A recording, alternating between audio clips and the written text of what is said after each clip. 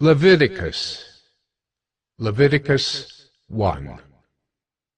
The Lord called Moses and spoke to him from the tent of meeting, saying, Speak to the people of Israel and say to them, When any one of you brings an offering to the Lord, you shall bring your offering of livestock from the herd or from the flock. If his offering is a burnt offering from the herd, he shall offer a male without blemish. He shall bring it to the entrance of the tent of meeting, that he may be accepted before the Lord. He shall lay his hand on the head of the burnt offering, and it shall be accepted for him to make atonement for him. Then he shall kill the bull before the Lord, and Aaron's sons, the priests, shall bring the blood and throw the blood against the sides of the altar that is at the entrance of the tent of meeting. Then he shall flay the burnt offering and cut it into pieces. And the sons of Aaron, the priest, shall put fire on the altar and arrange wood on the fire. And Aaron's sons, the priests, shall arrange the pieces, the head and the fat on the wood that is on the fire on the altar. But its entrails and its legs he shall wash with water. And the priest shall burn all of it on the altar, as a burnt offering, a food offering, with a pleasing aroma to the Lord. If his gift for a burnt offering is from the flock, from the sheep or goats, he shall bring a male without blemish, and he shall kill it on the north side of the altar before the Lord. And Aaron's sons, the priests, shall throw its blood against the sides of the altar. And he shall cut it into pieces, with its head and its fat, and the priest shall arrange them on the wood that is on the fire on the altar. But the entrails and the legs he shall wash with water, and the priest shall offer all of it and burn it on the altar. It is a burnt offering, a food offering with a pleasing aroma to the Lord. If his offering to the Lord is a burnt offering of birds, then he shall bring his offering of turtle doves or pigeons, and the priest shall bring it to the altar and wring off its head and burn it on the altar. Its blood shall be drained out on the side of the altar. He shall remove its crop with its contents and cast it beside the altar on the east side, in the place for ashes. He shall tear it open by its wings, but shall not sever it completely. And the priest shall burn it on the altar, on the wood that is on the fire. It is a burnt offering, a food offering, with a pleasing aroma to the Lord.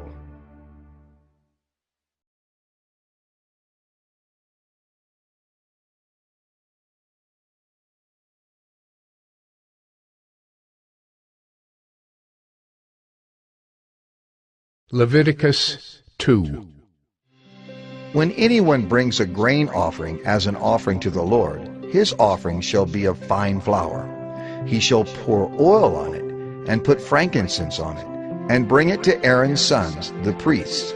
And he shall take from it a handful of the fine flour and oil, with all of its frankincense, and the priest shall burn this as its memorial portion on the altar, a food offering, with a pleasing aroma to the Lord. But the rest of the grain offering shall be for Aaron and his sons. It is a most holy part of the Lord's food offerings. When you bring a grain offering baked in the oven as an offering, it shall be unleavened loaves of fine flour mixed with oil, or unleavened wafers smeared with oil. And if your offering is a grain offering baked on a griddle, it shall be of fine flour, unleavened, mixed with oil. You shall break it in pieces and pour oil on it. It is a grain offering. And if your offering is a grain offering cooked in a pan, it shall be made of fine flour with oil. And you shall bring the grain offering that is made of these things to the Lord. And when it is presented to the priest, he shall bring it to the altar. And the priest shall take from the grain offering its memorial portion, and burn this on the altar, a food offering with a pleasing aroma to the Lord. But the rest of the grain offering shall be for Aaron and his sons. It is a most holy part of the Lord's food offerings. No grain offering that you bring to the Lord shall be made with leaven, for you shall burn no leaven nor any honey as a food offering to the Lord. As an offering of firstfruits you may bring them to the Lord, but they shall not be offered on the altar for a pleasing aroma. You shall season all your grain offerings with salt. You shall not let the salt of the covenant with your God be missing from your grain offering. With all your offerings you shall offer salt. If you offer a grain offering of firstfruits to the Lord, You shall offer for the grain offering of your firstfruits, fresh ears, roasted with fire, crushed new grain, and you shall put oil on it, and lay frankincense on it. It is a grain offering. And the priest shall burn as its memorial portion some of the crushed grain, and some of the oil with all of its frankincense. It is a food offering to the Lord.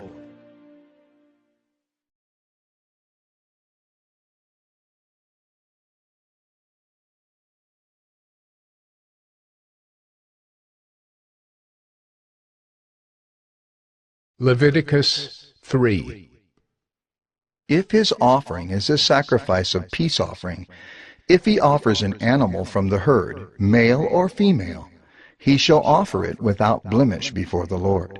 And he shall lay his hand on the head of his offering and kill it at the entrance of the tent of meeting.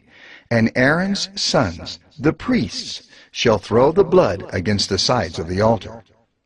And from the sacrifice of the peace offering, as a food offering to the Lord, he shall offer the fat covering the entrails, and all the fat that is on the entrails, and the 2 kidneys with the fat that is on them at the loins, and the long lobe of the liver that he shall remove with the kidneys. Then Aaron's sons shall burn it on the altar on top of the burnt offering, which is on the wood on the fire. It is a food offering with a pleasing aroma to the Lord. If his offering for a sacrifice of peace offering to the Lord is an animal from the flock, male or female, he shall offer it without blemish. If he offers a lamb for his offering, then he shall offer it before the Lord. Lay his hand on the head of his offering, and kill it in front of the tent of meeting. And Aaron's sons shall throw its blood against the sides of the altar. Then from the sacrifice of the peace offering, he shall offer as a food offering to the Lord its fat.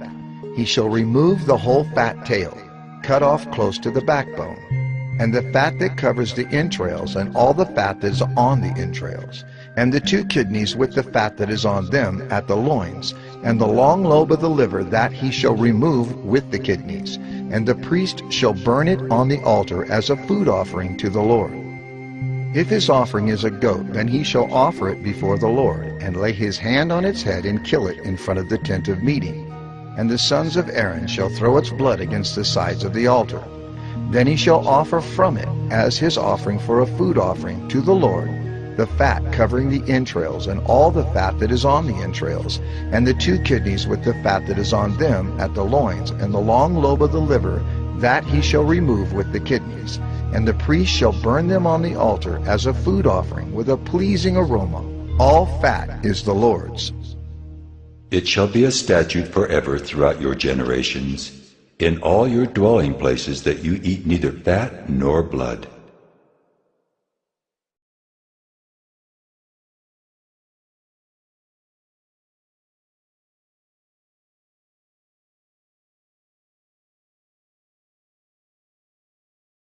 Leviticus 4. And the Lord spoke to Moses, saying, Speak to the people of Israel, saying, If anyone sins unintentionally in any of the Lord's commandments about things not to be done, and does any one of them, if it is the anointed priest who sins, thus bringing guilt on the people, then he shall offer for the sin that he has committed a bull from the herd without blemish to the Lord for a sin offering. He shall bring the bull to the entrance of the tent of meeting before the Lord, and lay his hand on the head of the bull, and kill the bull before the Lord. And the anointed priest shall take some of the blood of the bull, and bring it into the tent of meeting. And the priest shall dip his finger in the blood, and sprinkle part of the blood 7 times before the Lord, in front of the veil of the sanctuary. And the priest shall put some of the blood on the horns of the altar of fragrant incense before the Lord, that is in the tent of meeting. And all the rest of the blood of the bull he shall pour out at the base of the altar of burnt offering, that is at the entrance of the tent of meeting. And all the fat of the bull of the sin offering he shall remove from it, the fat that covers the entrails, and all the fat that is on the entrails, and the 2 kidneys with the fat that is on them at the loins, and the long lobe of the liver that he shall remove with the kidneys, just as these are taken from the ox of the sacrifice of the peace offerings. And the priest shall burn them on the altar of burnt offering. But the skin of the bull, and all its flesh with its head, its legs, its entrails, and its dung, all the rest of the bull, he shall carry outside the camp to a clean place, to the ash heap, and shall burn it up on a fire of wood. On the ash heap it shall be burned up. If the whole congregation of Israel sins unintentionally, and the thing is hidden from the eyes of the assembly, and they do any one of the things that by the Lord's commandments ought not to be done, and they realize their guilt, when the sin which they have committed becomes known, the assembly shall offer a bull from the herd for a sin offering, and bring it in front of the tent of meeting, and the elders of the congregation shall lay their hands on the head of the bull before the Lord, and the bull shall be killed before the Lord. Then the anointed priest shall bring some of the blood of the bull into the tent of meeting, and the priest shall dip his finger in the blood and sprinkle it 7 times before the Lord in front of the veil. And he shall put some of the blood on the horns of the altar that is in the tent of meeting before the Lord. And the rest of the blood he shall pour out at the base of the altar of burnt offering, that is at the entrance of the tent of meeting. And all its fat he shall take from it and burn on the altar. Thus shall he do with the bull, as he did with the bull of the sin offering, so shall he do with this. And the priest shall make atonement for them, and they shall be forgiven. And he shall carry the bull outside the camp and burn it up as he burned the first bull. It is the sin offering for the assembly. When a leader sins, doing unintentionally any one of all the things that by the commandments of the Lord his God ought not to be done, and realizes his guilt, or the sin which he has committed is made known to him, he shall bring as his offering a goat, a male without blemish, and shall lay his hand on the head of the goat and kill it in the place where they kill the burnt offering before the Lord. It is a sin offering. Then the priest shall take some of the blood of the sin offering with his finger, and put it on the horns of the altar of burnt offering, and pour out the rest of its blood at the base of the altar of burnt offering. And all its fat he shall burn on the altar, like the fat of the sacrifice of peace offerings. So the priest shall make atonement for him for his sin, and he shall be forgiven. If any one of the common people sins unintentionally in doing any one of the things that by the Lord's commandments ought not to be done, and realizes his guilt, or the sin which he has committed is made known to him, he shall bring for his offering a goat, a female, without blemish for his sin which he has committed. And he shall lay his hand on the head of the sin offering, and kill the sin offering in the place of burnt offering. And the priest shall take some of its blood with his finger, and put it on the horns of the altar of burnt offering, and pour out all the rest of its blood at the base of the altar. And all its fat he shall remove, as the fat is removed from the peace offerings. And the priest shall burn it on the altar for a pleasing aroma to the Lord. And the priest shall make atonement for him, and he shall be forgiven. If he brings a lamb as his offering for a sin offering, he shall bring a female without blemish, and lay his hand on the head of the sin offering, and kill it for a sin offering in the place where they kill the burnt offering. Then the priest shall take some of the blood of the sin offering with his finger, and put it on the horns of the altar of burnt offering, and pour out all the rest of its blood at the base of the altar. And all its fat he shall remove, as the fat of the lamb is removed from the sacrifice of peace offerings. And the priest shall burn it on the altar, on top of the Lord's food offerings. And the priest shall make atonement for him for the sin which he has committed, and he shall be forgiven.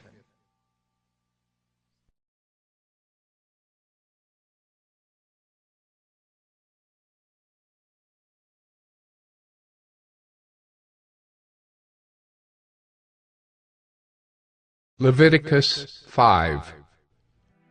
If anyone sins in that he hears a public adjuration to testify, and though he is a witness whether he has seen or come to know the matter, yet does not speak, he shall bear his iniquity.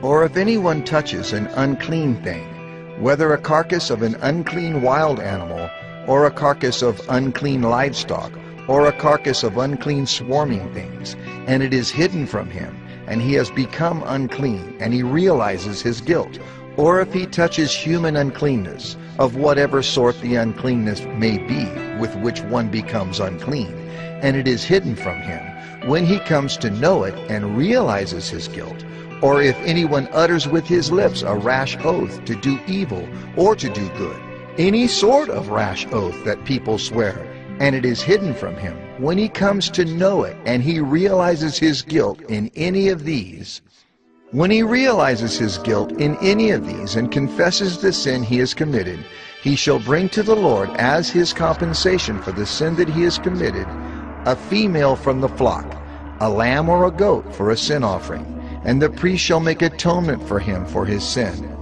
But if he cannot afford a lamb, then he shall bring to the Lord as his compensation for the sin that he has committed 2 turtle doves or 2 pigeons, one for a sin offering and the other for a burnt offering. He shall bring them to the priest, who shall offer first the one for the sin offering. He shall wring its head from its neck, but shall not sever it completely. And he shall sprinkle some of the blood of the sin offering on the side of the altar, while the rest of the blood shall be drained out at the base of the altar. It is a sin offering. Then he shall offer the second for a burnt offering according to the rule, and the priest shall make atonement for him for the sin that he has committed, and he shall be forgiven. But if he cannot afford 2 turtle doves or 2 pigeons, then he shall bring as his offering for the sin that he has committed 1/10 of an ephah of fine flour for a sin offering. He shall put no oil on it, and shall put no frankincense on it, for it is a sin offering. And he shall bring it to the priest, and the priest shall take a handful of it as its memorial portion, and burn this on the altar on the Lord's food offerings. It is a sin offering. Thus the priest shall make atonement for him for the sin which he has committed in any one of these things, and he shall be forgiven. And the remainder shall be for the priest, as in the grain offering. The Lord spoke to Moses, saying, If anyone commits a breach of faith and sins unintentionally in any of the holy things of the Lord, he shall bring to the Lord as his compensation a ram without blemish out of the flock, valued in silver shekels, according to the shekel of the sanctuary for a guilt offering. He shall also make restitution for what he has done amiss in the holy thing, and shall add 1/5 to it, and give it to the priest, and the priest shall make atonement for him with the ram of the guilt offering, and he shall be forgiven. If anyone sins, doing any of the things that by the Lord's commandments ought not to be done, though he did not know it, then realizes his guilt, he shall bear his iniquity. He shall bring to the priest a ram without blemish out of the flock, or its equivalent for a guilt offering. And the priest shall make atonement for him for the mistake that he made unintentionally, and he shall be forgiven. It is a guilt offering. He has indeed incurred guilt before the Lord.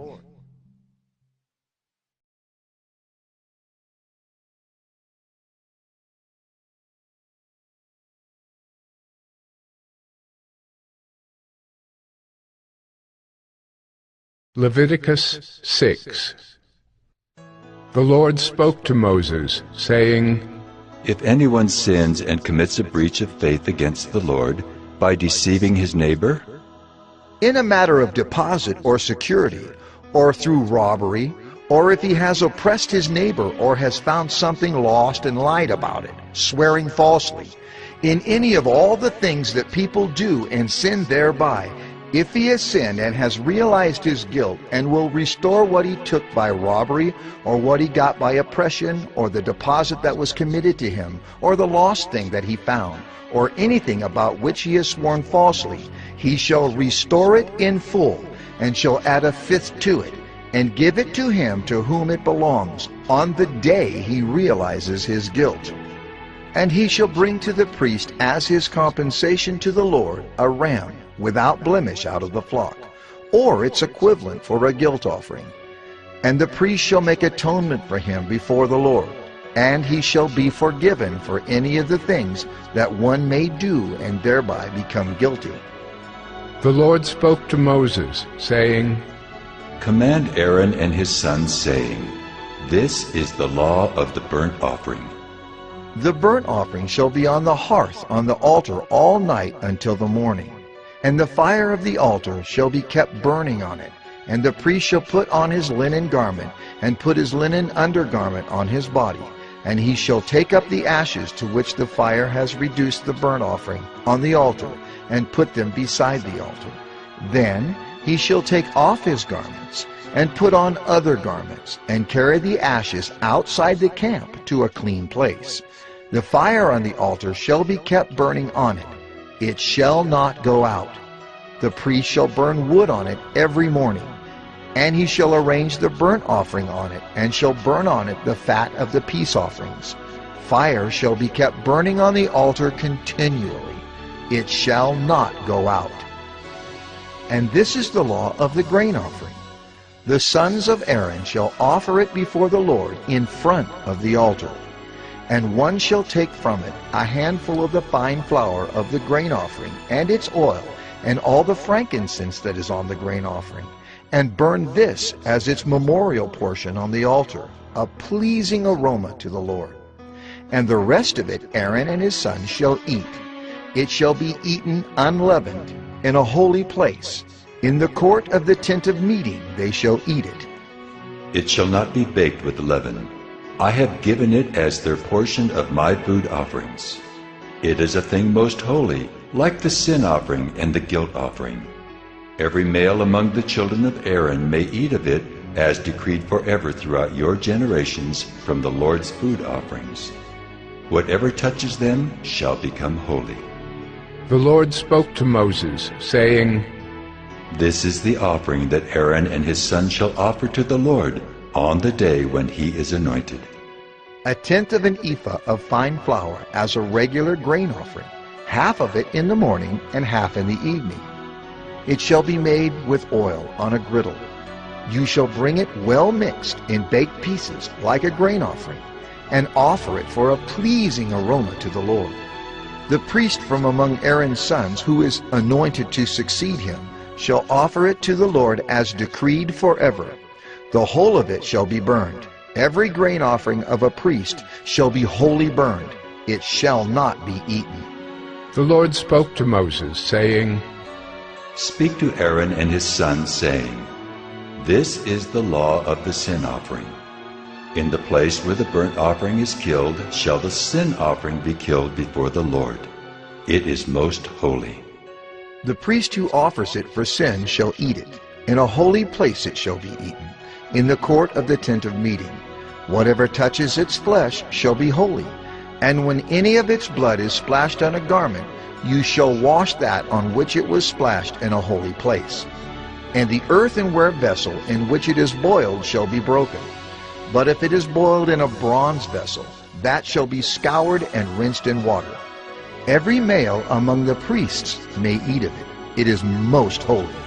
But no sin offering shall be eaten from which any blood is brought into the tent of meeting to make atonement in the holy place. It shall be burned up with fire.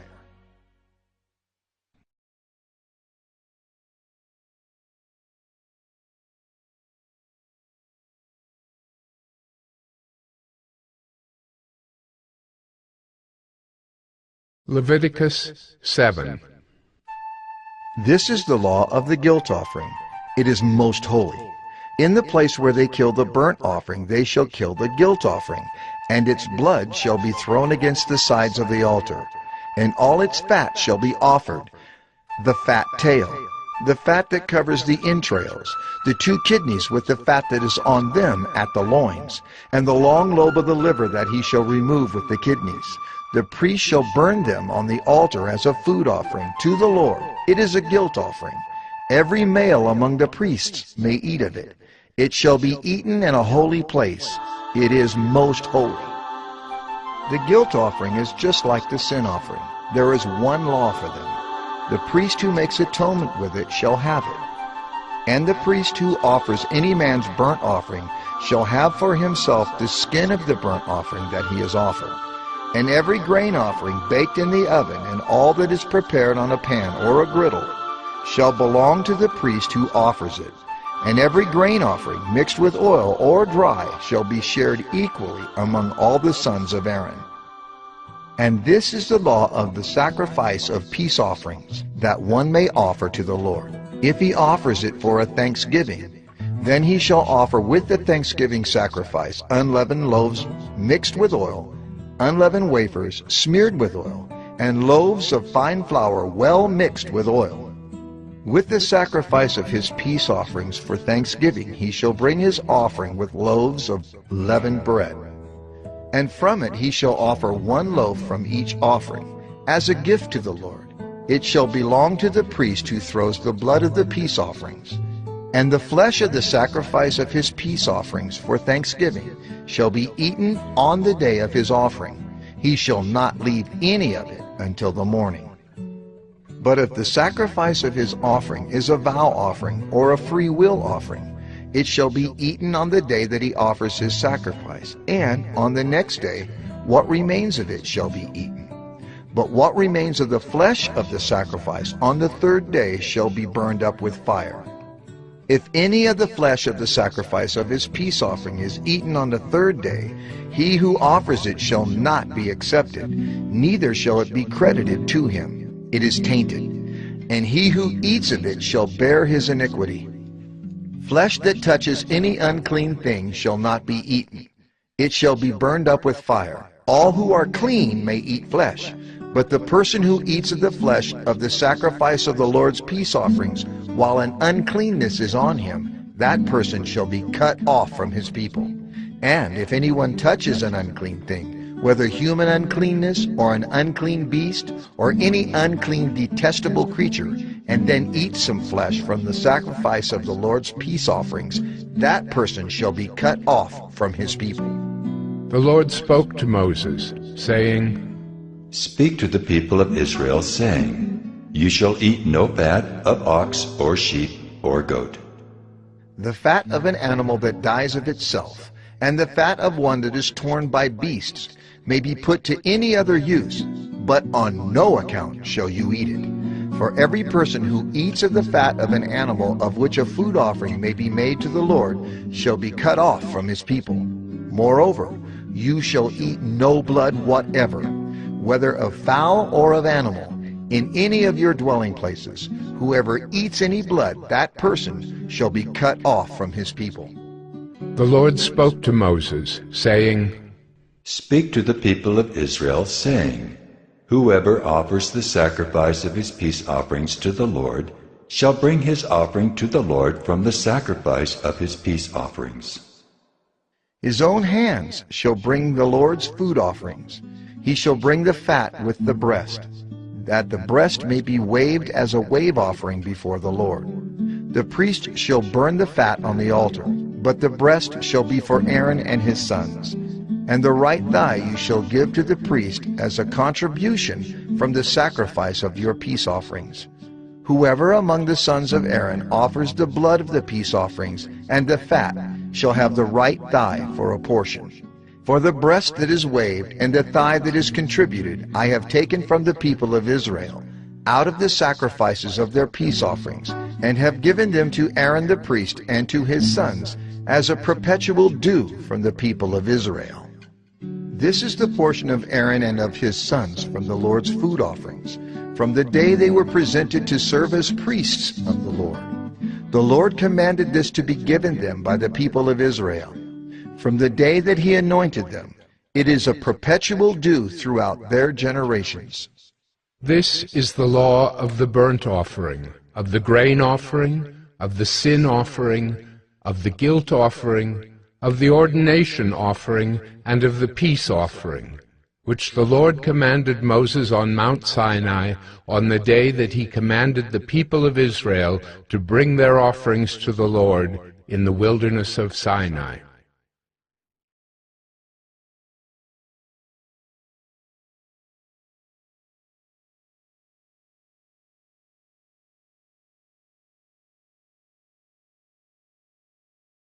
Leviticus 8. The Lord spoke to Moses, saying, Take Aaron and his sons with him, and the garments and the anointing oil, and the bull of the sin offering, and the 2 rams and the basket of unleavened bread, and assemble all the congregation at the entrance of the tent of meeting. And Moses did as the Lord commanded him, and the congregation was assembled at the entrance of the tent of meeting. And Moses said to the congregation, This is the thing that the Lord has commanded to be done. And Moses brought Aaron and his sons, and washed them with water. And he put the coat on him, and tied the sash around his waist, and clothed him with the robe, and put the ephod on him, and tied the skillfully woven band of the ephod around him, binding it to him with the band. And he placed the breastpiece on him, and in the breastpiece he put the Urim and the Thummim. And he set the turban on his head, and on the turban in front he set the golden plate, the holy crown, as the Lord commanded Moses. Then Moses took the anointing oil, and anointed the tabernacle and all that was in it, and consecrated them. And he sprinkled some of it on the altar 7 times, and anointed the altar and all its utensils, and the basin and its stand, to consecrate them. And he poured some of the anointing oil on Aaron's head, and anointed him to consecrate him. And Moses brought Aaron's sons, and clothed them with coats, and tied sashes around their waists, and bound caps on them, as the Lord commanded Moses. Then he brought the bull of the sin offering, and Aaron and his sons laid their hands on the head of the bull of the sin offering. And he killed it, and Moses took the blood, and with his finger put it on the horns of the altar around it, and purified the altar, and poured out the blood at the base of the altar, and consecrated it to make atonement for it. And he took all the fat that was on the entrails, and the long lobe of the liver, and the 2 kidneys with their fat, and Moses burned them on the altar. But the bull, and its skin, and its flesh, and its dung, he burned up with fire outside the camp, as the Lord commanded Moses. Then he presented the ram of the burnt offering, and Aaron and his sons laid their hands on the head of the ram, and he killed it. And Moses threw the blood against the sides of the altar. He cut the ram into pieces, and Moses burned the head and the pieces and the fat. He washed the entrails and the legs with water, and Moses burned the whole ram on the altar. It was a burnt offering with a pleasing aroma, a food offering for the Lord, as the Lord commanded Moses. Then he presented the other ram, the ram of ordination, and Aaron and his sons laid their hands on the head of the ram. And he killed it, and Moses took some of its blood, and put it on the lobe of Aaron's right ear, and on the thumb of his right hand, and on the big toe of his right foot. Then he presented Aaron's sons, and Moses put some of the blood on the lobes of their right ears, and on the thumbs of their right hands, and on the big toes of their right feet. And Moses threw the blood against the sides of the altar. Then he took the fat, and the fat tail, and all the fat that was on the entrails, and the long lobe of the liver, and the 2 kidneys with their fat, and the right thigh. And out of the basket of unleavened bread that was before the Lord, he took 1 unleavened loaf, and 1 loaf of bread with oil, and 1 wafer, and placed them on the pieces of fat, and on the right thigh. And he put all these in the hands of Aaron and in the hands of his sons, and waved them as a wave offering before the Lord. Then Moses took them from their hands, and burned them on the altar with the burnt offering. This was an ordination offering with a pleasing aroma, a food offering to the Lord. And Moses took the breast, and waved it for a wave offering before the Lord. It was Moses' portion of the ram of ordination, as the Lord commanded Moses.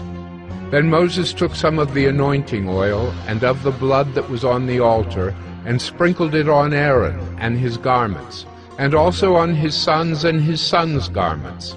So he consecrated Aaron and his garments, and his sons' garments with him. And Moses said to Aaron and his sons, Boil the flesh at the entrance of the tent of meeting, and there eat it, and the bread that is in the basket of ordination offerings, as I commanded, saying, Aaron and his sons shall eat it, and what remains of the flesh and the bread you shall burn up with fire. And you shall not go outside the entrance of the tent of meeting for 7 days, until the days of your ordination are completed. for it will take 7 days to ordain you. As has been done today, the Lord has commanded to be done to make atonement for you. At the entrance of the tent of meeting you shall remain day and night for 7 days, performing what the Lord has charged, so that you do not die. For so I have been commanded. And Aaron and his sons did all the things that the Lord commanded by Moses.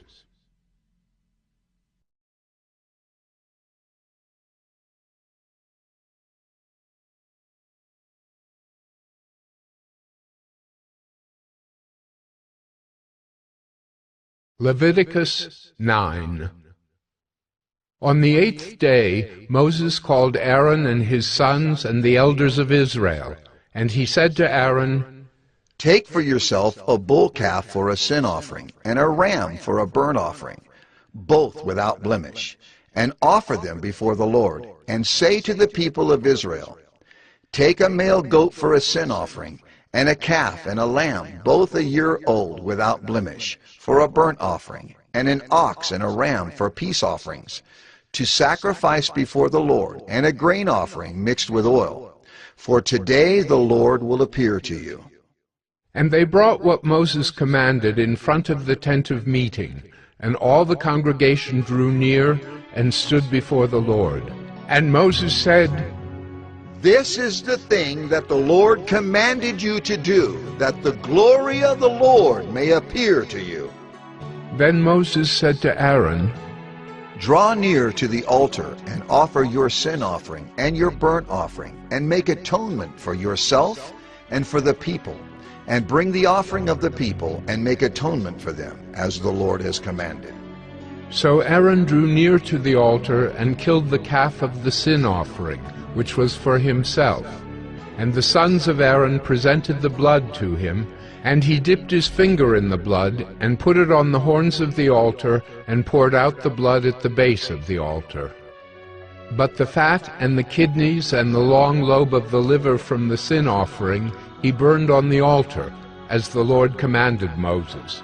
The flesh and the skin he burned up with fire outside the camp. Then he killed the burnt offering, and Aaron's sons handed him the blood, and he threw it against the sides of the altar. And they handed the burnt offering to him, piece by piece, and the head, and he burned them on the altar. And he washed the entrails and the legs, and burned them with the burnt offering on the altar.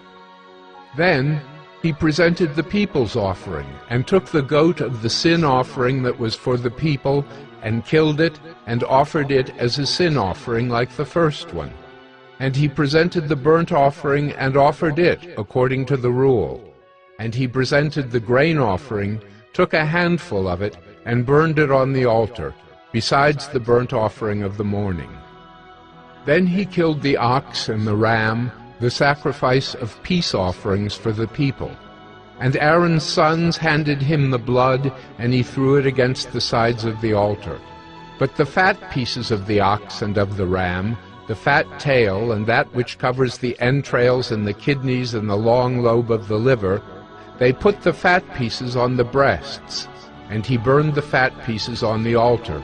But the breasts and the right thigh Aaron waved for a wave offering before the Lord, as Moses commanded. Then Aaron lifted up his hands toward the people and blessed them. And he came down from offering the sin offering, and the burnt offering, and the peace offerings. And Moses and Aaron went into the tent of meeting, and when they came out they blessed the people, and the glory of the Lord appeared to all the people. And fire came out from before the Lord, and consumed the burnt offering and the pieces of fat on the altar. And when all the people saw it, they shouted and fell on their faces.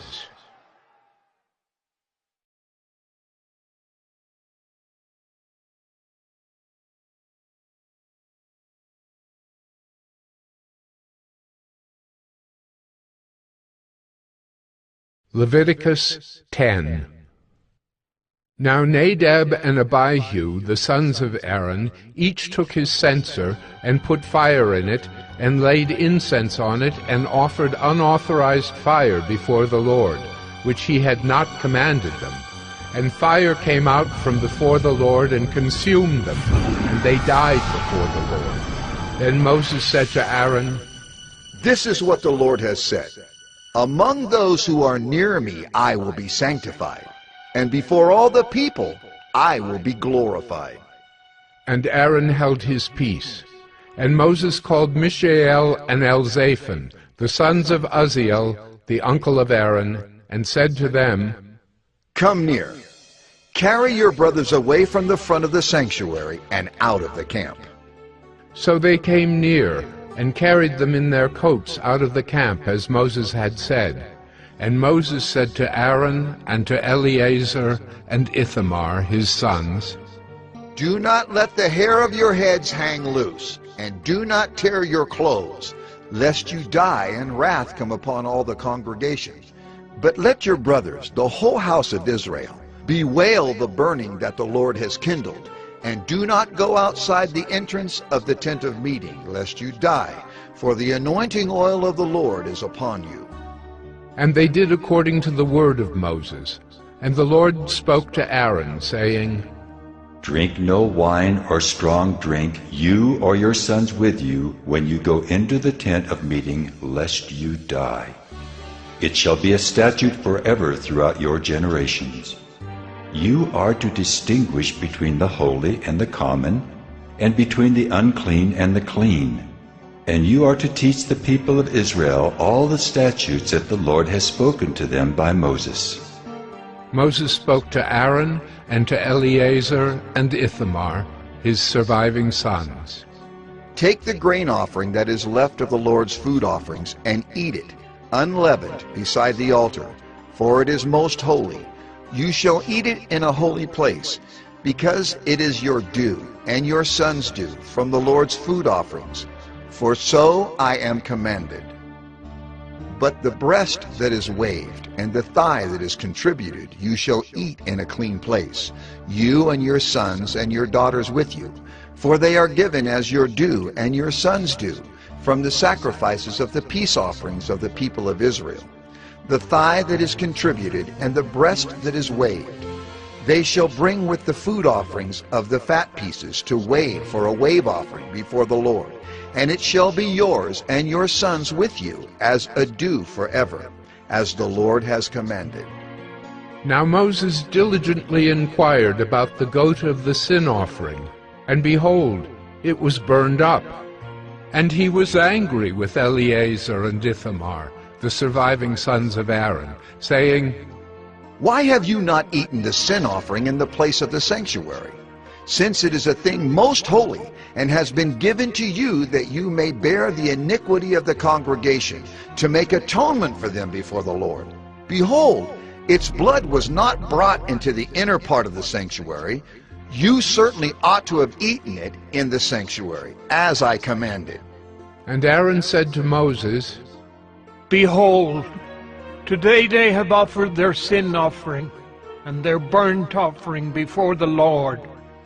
And yet such things as these have happened to me.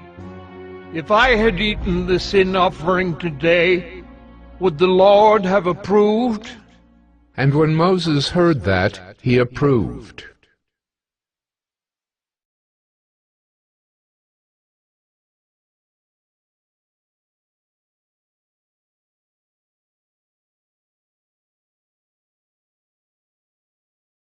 Leviticus 11. And the Lord spoke to Moses and Aaron, saying to them, Speak to the people of Israel, saying, These are the living things that you may eat among all the animals that are on the earth. Whatever parts the hoof, and is cloven-footed, and chews the cud, among the animals you may eat.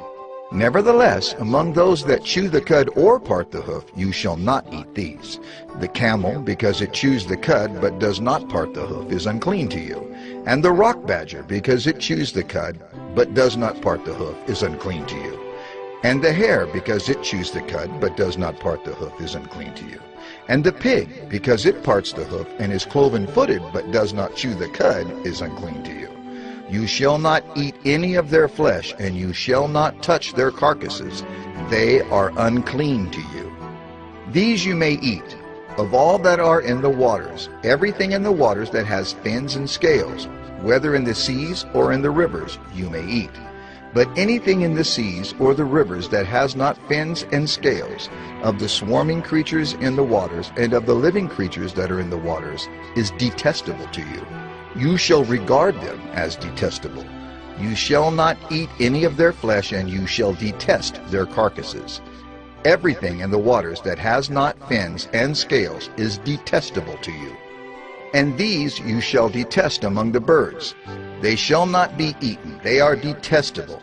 The eagle, the bearded vulture, the black vulture, the kite, the falcon of any kind, every raven of any kind, the ostrich, the nighthawk, the seagull, the hawk of any kind, the little owl, the cormorant, the short-eared owl, the barn owl, the tawny owl, the carrion vulture, the stork, the heron of any kind, the hoopoe, and the bat.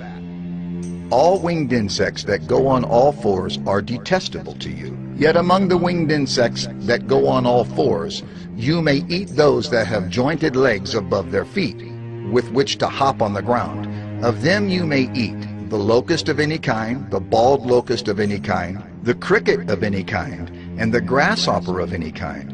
But all other winged insects that have 4 feet are detestable to you. And by these you shall become unclean. Whoever touches their carcass shall be unclean until the evening. And whoever carries any part of their carcass shall wash his clothes and be unclean until the evening. Every animal that parts the hoof but is not cloven-footed or does not chew the cud is unclean to you. Everyone who touches them shall be unclean. And all that walk on their paws among the animals that go on all fours are unclean to you. Whoever touches their carcass shall be unclean until the evening. And he who carries their carcass shall wash his clothes and be unclean until the evening. They are unclean to you. And these are unclean to you among the swarming things that swarm on the ground, the mole rat, the mouse, the great lizard of any kind, the gecko, the monitor lizard, the sand lizard, and the chameleon. These are unclean to you among all that swarm. Whoever touches them when they are dead shall be unclean until the evening. And anything on which any of them falls when they are dead shall be unclean. Whether it is an article of wood, or a garment, or a skin, or a sack, any article that is used for any purpose, it must be put into water, and it shall be unclean until the evening. Then it shall be clean. And if any of them falls into any earthenware vessel, all that is in it shall be unclean, and you shall break it. Any food in it that could be eaten, on which water comes, shall be unclean. And all drink that could be drunk from every such vessel shall be unclean. And everything on which any part of their carcass falls shall be unclean. Whether oven or stove, it shall be broken in pieces. They are unclean and shall remain unclean for you. Nevertheless, a spring or a cistern holding water shall be clean, but whoever touches a carcass in them shall be unclean. And if any part of their carcass falls upon any seed grain that is to be sown, it is clean. But if water is put on the seed, and any part of their carcass falls on it, it is unclean to you. And if any animal which you may eat dies, whoever touches its carcass shall be unclean until the evening. And whoever eats of its carcass shall wash his clothes and be unclean until the evening. And whoever carries the carcass shall wash his clothes and be unclean until the evening. Every swarming thing that swarms on the ground is detestable. It shall not be eaten. Whatever goes on its belly, and whatever goes on all fours, or whatever has many feet, any swarming thing that swarms on the ground you shall not eat, for they are detestable. You shall not make yourselves detestable with any swarming thing that swarms, and you shall not defile yourselves with them, and become unclean through them. For I am the Lord your God. Consecrate yourselves therefore, and be holy, for I am holy. You shall not defile yourselves with any swarming thing that crawls on the ground. For I am the Lord who brought you up out of the land of Egypt to be your God. You shall therefore be holy, for I am holy. This is the law about beast and bird, and every living creature that moves through the waters, and every creature that swarms on the ground, to make a distinction between the unclean and the clean, and between the living creature that may be eaten and the living creature that may not be eaten.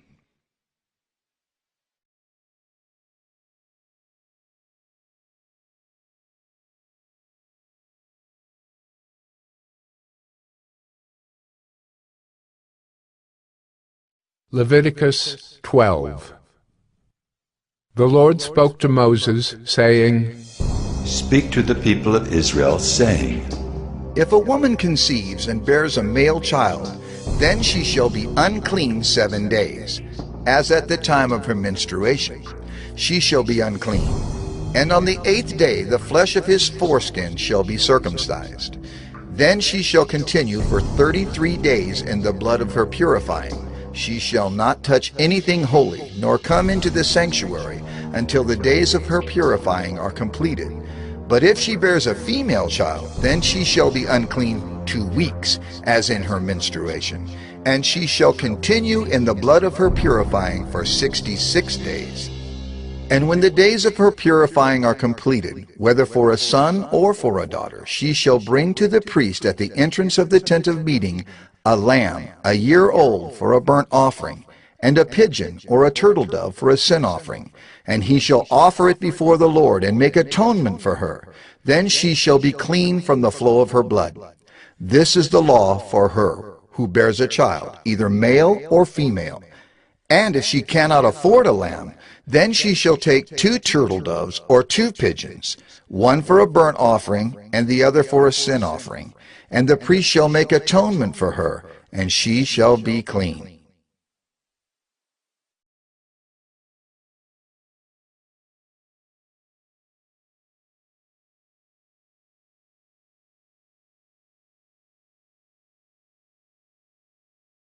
Leviticus 13. The Lord spoke to Moses and Aaron, saying, When a person has on the skin of his body a swelling or an eruption or a spot, and it turns into a case of leprous disease on the skin of his body, then he shall be brought to Aaron the priest, or to one of his sons, the priests. And the priest shall examine the diseased area on the skin of his body, and if the hair in the diseased area has turned white, and the disease appears to be deeper than the skin of his body, it is a case of leprous disease. When the priest has examined him, he shall pronounce him unclean. But if the spot is white in the skin of his body, and appears no deeper than the skin, and the hair in it has not turned white, the priest shall shut up the diseased person for 7 days. And the priest shall examine him on the 7th day. And if in his eyes the disease is checked, and the disease has not spread in the skin, then the priest shall shut him up for another 7 days. And the priest shall examine him again on the 7th day. And if the diseased area has faded, and the disease has not spread in the skin, then the priest shall pronounce him clean. It is only an eruption, and he shall wash his clothes and be clean. But if the eruption spreads in the skin, after he has shown himself to the priest for his cleansing, he shall appear again before the priest, and the priest shall look, and if the eruption has spread in the skin, then the priest shall pronounce him unclean. It is a leprous disease. When a man is afflicted with a leprous disease, he shall be brought to the priest, and the priest shall look, and if there is a white swelling in the skin that has turned the hair white, and there is raw flesh in the swelling, it is a chronic leprous disease in the skin of his body, and the priest shall pronounce him unclean. He shall not shut him up, for he is unclean. And if the leprous disease breaks out in the skin, so that the leprous disease covers all the skin of the diseased person from head to foot, so far as the priest can see, then the priest shall look. And if the leprous disease has covered all his body, he shall pronounce him clean of the disease. It has all turned white, and he is clean. But when raw flesh appears on him, he shall be unclean, and the priest shall examine the raw flesh and pronounce him unclean. Raw flesh is unclean, for it is a leprous disease. But if the raw flesh recovers and turns white again, then he shall come to the priest, and the priest shall examine him. And if the disease has turned white, then the priest shall pronounce the diseased person clean. He is clean. If there is in the skin of one's body a boil, and it heals, and in the place of the boil there comes a white swelling or a reddish white spot, then it shall be shown to the priest, and the priest shall look. And if it appears deeper than the skin, and its hair has turned white, then the priest shall pronounce him unclean. It is a case of leprous disease that has broken out in the boil. But if the priest examines it, and there is no white hair in it, and it is not deeper than the skin, but has faded, then the priest shall shut him up 7 days. And if it spreads in the skin, then the priest shall pronounce him unclean. It is a disease. But if the spot remains in one place and does not spread, it is the scar of the boil, and the priest shall pronounce him clean. Or when the body has a burn on its skin, and the raw flesh of the burn becomes a spot, reddish white or white, the priest shall examine it. And if the hair in the spot has turned white, and it appears deeper than the skin, then it is a leprous disease. It has broken out in the burn, and the priest shall pronounce him unclean. It is a case of leprous disease. But if the priest examines it, and there is no white hair in the spot, and it is no deeper than the skin, but has faded, the priest shall shut him up 7 days, and the priest shall examine him the 7th day. If it is spreading in the skin, then the priest shall pronounce him unclean. It is a case of leprous disease. But if the spot remains in one place and does not spread in the skin, but has faded, it is a swelling from the burn, and the priest shall pronounce him clean, for it is the scar of the burn. When a man or woman has a disease on the head or the beard, the priest shall examine the disease, and if it appears deeper than the skin, and the hair in it is yellow and thin, then the priest shall pronounce him unclean. It is an itch, a leprous disease of the head or the beard. And if the priest examines the itching disease, and it appears no deeper than the skin, and there is no black hair in it, then the priest shall shut up the person with the itching disease for 7 days. And on the 7th day the priest shall examine the disease. If the itch has not spread, and there is in it no yellow hair, and the itch appears to be no deeper than the skin, then he shall shave himself. But the itch he shall not shave. And the priest shall shut up the person with the itching disease for another 7 days. And on the 7th day the priest shall examine the itch, and if the itch has not spread in the skin, and it appears to be no deeper than the skin, then the priest shall pronounce him clean, and he shall wash his clothes and be clean. But if the itch spreads in the skin after his cleansing, then the priest shall examine him, and if the itch has spread in the skin, the priest need not seek for the yellow hair. He is unclean. But if in his eyes the itch is unchanged, and black hair has grown in it, the itch is healed, and he is clean, and the priest shall pronounce him clean. When a man or a woman has spots on the skin of the body, white spots, the priest shall look, and if the spots on the skin of the body are of a dull white, it is leukoderma that is broken out in the skin. He is clean. If a man's hair falls out from his head, he is bald. He is clean. And if a man's hair falls out from his forehead, he has baldness of the forehead.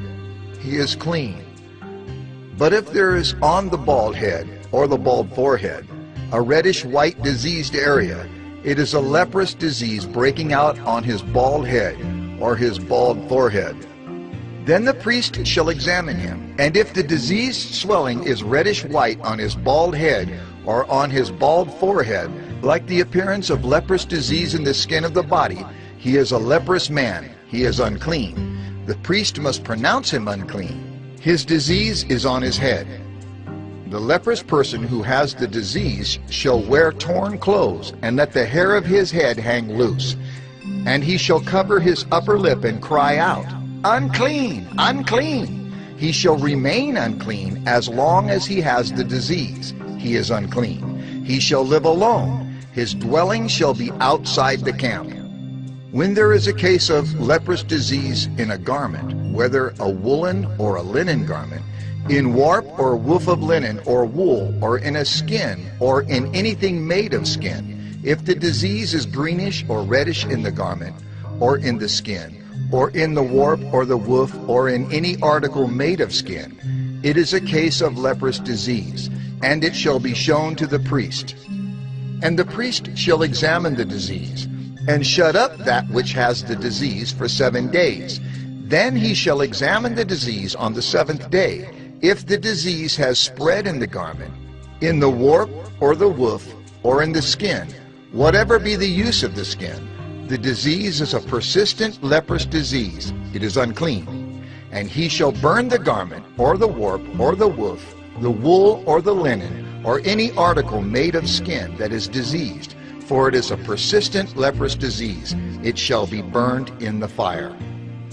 And if the priest examines, and if the disease has not spread in the garment, in the warp, or the woof, or in any article made of skin, then the priest shall command that they wash the thing in which is the disease, and he shall shut it up for another 7 days. And the priest shall examine the diseased thing after it has been washed, and if the appearance of the diseased area has not changed, though the disease has not spread, it is unclean. You shall burn it in the fire, whether the rot is on the back or on the front.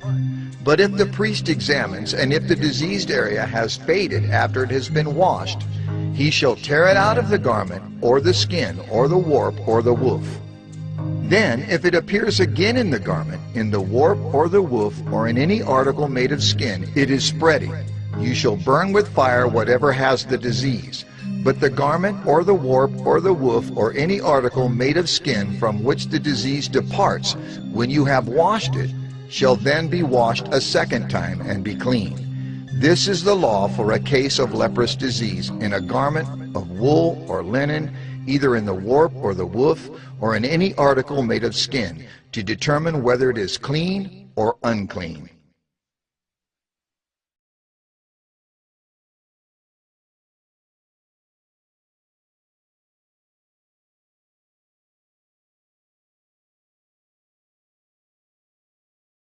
Leviticus 14. The Lord spoke to Moses, saying, This shall be the law of the leprous person for the day of his cleansing. He shall be brought to the priest, and the priest shall go out of the camp, and the priest shall look. Then, if the case of leprous disease is healed in the leprous person, the priest shall command them to take for him who is to be cleansed 2 live clean birds, and cedar wood, and scarlet yarn, and hyssop. And the priest shall command them to kill one of the birds in an earthenware vessel over fresh water. He shall take the live bird with the cedar wood, and the scarlet yarn, and the hyssop, and dip them and the live bird in the blood of the bird that was killed over the fresh water. And he shall sprinkle it 7 times on him who is to be cleansed of the leprous disease. Then he shall pronounce him clean, and shall let the living bird go into the open field. And he who is to be cleansed shall wash his clothes, and shave off all his hair, and bathe himself in water, and he shall be clean. And after that he may come into the camp, but live outside his tent 7 days. And on the 7th day he shall shave off all his hair from his head, his beard, and his eyebrows. He shall shave off all his hair, and then he shall wash his clothes, and bathe his body in water, and he shall be clean. And on the 8th day he shall take 2 male lambs without blemish, and 1 ewe lamb a year old without blemish, and a grain offering of 3/10 of an ephah of fine flour mixed with oil, and 1 log of oil. And the priest who cleanses him shall set the man who is to be cleansed and these things before the Lord at the entrance of the tent of meeting.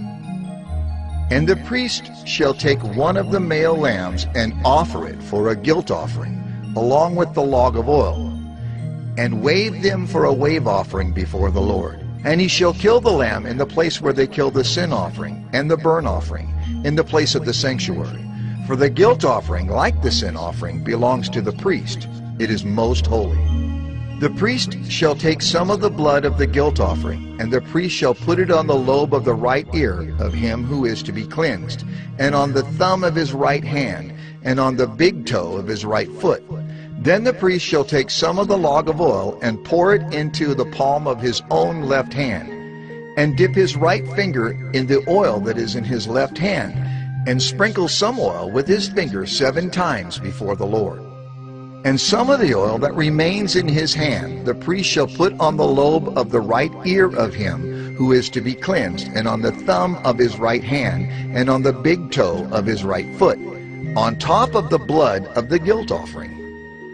And the rest of the oil that is in the priest's hand he shall put on the head of him who is to be cleansed. Then the priest shall make atonement for him before the Lord. The priest shall offer the sin offering to make atonement for him who is to be cleansed from his uncleanness, and afterward he shall kill the burnt offering, and the priest shall offer the burnt offering and the grain offering on the altar. Thus the priest shall make atonement for him, and he shall be clean. But if he is poor and cannot afford so much, then he shall take 1 male lamb for a guilt offering to be waved, to make atonement for him, and 1/10 of an ephah of fine flour mixed with oil for a grain offering, and a log of oil. Also 2 turtle doves or 2 pigeons, whichever he can afford. The one shall be a sin offering, and the other a burnt offering. And on the 8th day he shall bring them for his cleansing to the priest, to the entrance of the tent of meeting, before the Lord. And the priest shall take the lamb of the guilt offering and the log of oil, and the priest shall wave them for a wave offering before the Lord. And he shall kill the lamb of the guilt offering, and the priest shall take some of the blood of the guilt offering, and put it on the lobe of the right ear of him who is to be cleansed, and on the thumb of his right hand, and on the big toe of his right foot. And the priest shall pour some of the oil into the palm of his own left hand, and shall sprinkle with his right finger some of the oil that is in his left hand 7 times before the Lord. And the priest shall put some of the oil that is in his hand on the lobe of the right ear of him who is to be cleansed, and on the thumb of his right hand, and on the big toe of his right foot, in the place where the blood of the guilt offering was put. And the rest of the oil that is in the priest's hand he shall put on the head of him who is to be cleansed, to make atonement for him before the Lord. And he shall offer of the turtle doves or pigeons, whichever he can afford, one for a sin offering and the other for a burnt offering, along with a grain offering. And the priest shall make atonement before the Lord for him who is being cleansed. This is the law for him in whom is a case of leprous disease, who cannot afford the offerings for his cleansing. The Lord spoke to Moses and Aaron, saying, When you come into the land of Canaan, which I give you for a possession, and I put a case of leprous disease in a house in the land of your possession, then he who owns the house shall come and tell the priest. There seems to me to be some case of disease in my house. Then the priest shall command that they empty the house before the priest goes to examine the disease, lest all that is in the house be declared unclean. And afterward the priest shall go in to see the house, and he shall examine the disease. And if the disease is in the walls of the house with greenish or reddish spots, and if it appears to be deeper than the surface, then the priest shall go out of the house to the door of the house, and shut up the house 7 days. And the priest shall come again on the 7th day, and look. If the disease has spread in the walls of the house, then the priest shall command that they take out the stones in which is the disease, and throw them into an unclean place outside the city. And he shall have the inside of the house scraped all around, and the plaster that they scrape off they shall pour out in an unclean place outside the city. Then they shall take other stones and put them in the place of those stones, and he shall take other plaster and plaster the house. If the disease breaks out again in the house, after he has taken out the stones and scraped the house and plastered it, then the priest shall go and look, and if the disease has spread in the house, it is a persistent leprous disease in the house, it is unclean. And he shall break down the house, its stones and timber, and all the plaster of the house, and he shall carry them out of the city to an unclean place. Moreover, whoever enters the house while it is shut up shall be unclean until the evening. And whoever sleeps in the house shall wash his clothes, and whoever eats in the house shall wash his clothes. But if the priest comes and looks, and if the disease has not spread in the house after the house was plastered, then the priest shall pronounce the house clean, for the disease is healed. And for the cleansing of the house he shall take 2 small birds with cedar wood and scarlet yarn and hyssop, and shall kill one of the birds in an earthenware vessel over fresh water, and shall take the cedar wood and the hyssop and the scarlet yarn along with the live bird, and dip them in the blood of the bird that was killed, and in the fresh water, and sprinkle the house 7 times. Thus he shall cleanse the house with the blood of the bird, and with the fresh water, and with the live bird, and with the cedar wood, and hyssop, and scarlet yarn. And he shall let the live bird go out of the city into the open country. So he shall make atonement for the house, and it shall be clean. This is the law for any case of leprous disease, for an itch, for leprous disease in a garment or in a house, and for a swelling or an eruption or a spot, to show when it is unclean and when it is clean. This is the law for leprous disease.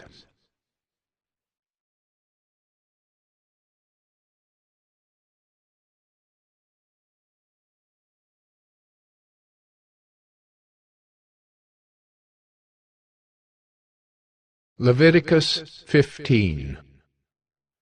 The Lord spoke to Moses and Aaron, saying, Speak to the people of Israel and say to them, When any man has a discharge from his body, his discharge is unclean, and this is the law of his uncleanness for a discharge. Whether his body runs with his discharge, or his body is blocked up by his discharge, it is his uncleanness.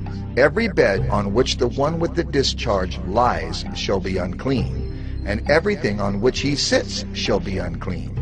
And anyone who touches his bed shall wash his clothes and bathe himself in water, and be unclean until the evening.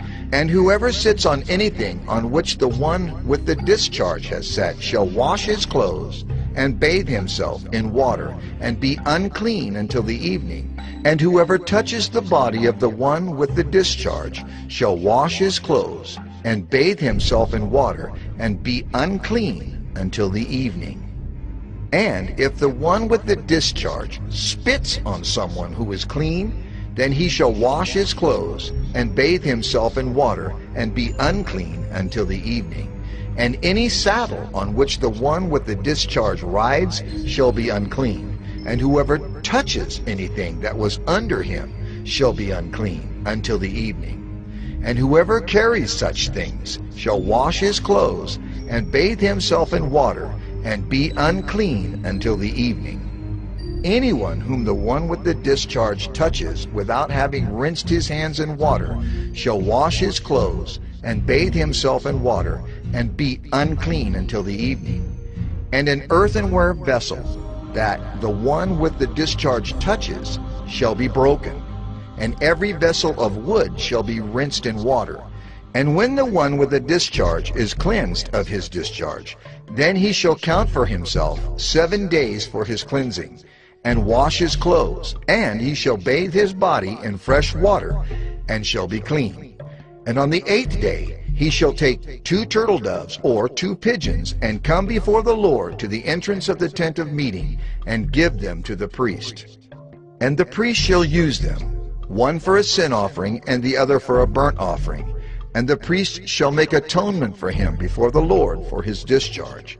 If a man has an emission of semen, he shall bathe his whole body in water, and be unclean until the evening. And every garment and every skin on which the semen comes shall be washed with water, and be unclean until the evening. If a man lies with a woman and has an emission of semen, both of them shall bathe themselves in water, and be unclean until the evening. When a woman has a discharge, and the discharge in her body is blood, she shall be in her menstrual impurity for 7 days, and whoever touches her shall be unclean until the evening. And everything on which she lies during her menstrual impurity shall be unclean. Everything also on which she sits shall be unclean. And whoever touches her bed shall wash his clothes, and bathe himself in water, and be unclean until the evening. And whoever touches anything on which she sits shall wash his clothes, and bathe himself in water, and be unclean until the evening. Whether it is the bed or anything on which she sits, when he touches it, he shall be unclean until the evening. And if any man lies with her, and her menstrual impurity comes upon him, he shall be unclean 7 days, and every bed on which he lies shall be unclean. If a woman has a discharge of blood for many days, not at the time of her menstrual impurity, or if she has a discharge beyond the time of her impurity, all the days of the discharge she shall continue in uncleanness. As in the days of her impurity she shall be unclean. Every bed on which she lies, all the days of her discharge, shall be to her as the bed of her impurity. And everything on which she sits shall be unclean, as in the uncleanness of her menstrual impurity. And whoever touches these things shall be unclean, and shall wash his clothes, and bathe himself in water, and be unclean until the evening.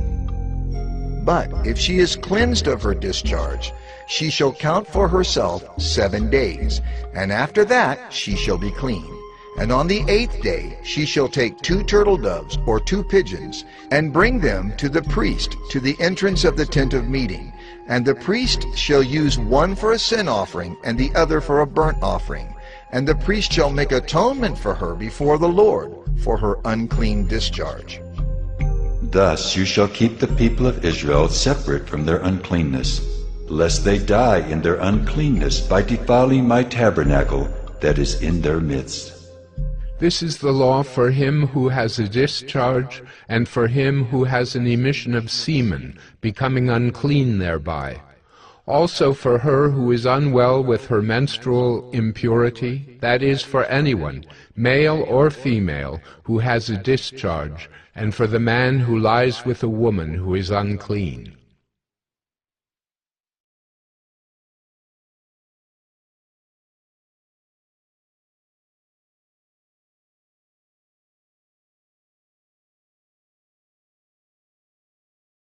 Leviticus 16.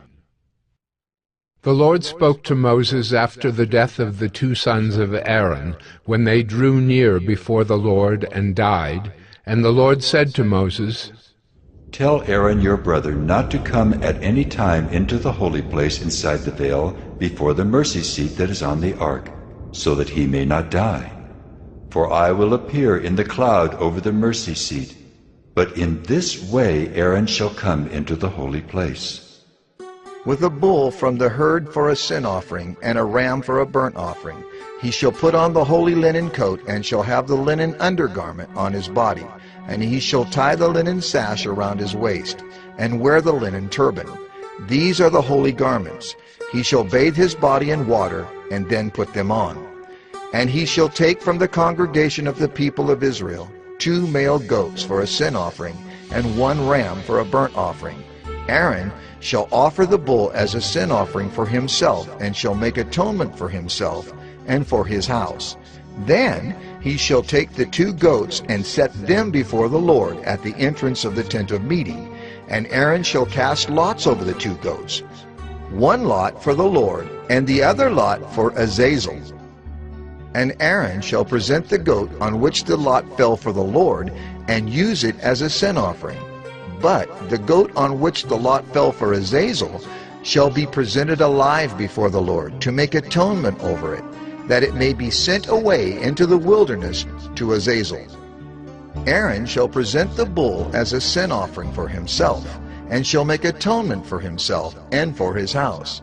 He shall kill the bull as a sin offering for himself, and he shall take a censer full of coals of fire from the altar before the Lord, and 2 handfuls of sweet incense beaten small, and he shall bring it inside the veil, and put the incense on the fire before the Lord, that the cloud of the incense may cover the mercy seat, that is, over the testimony, so that he does not die.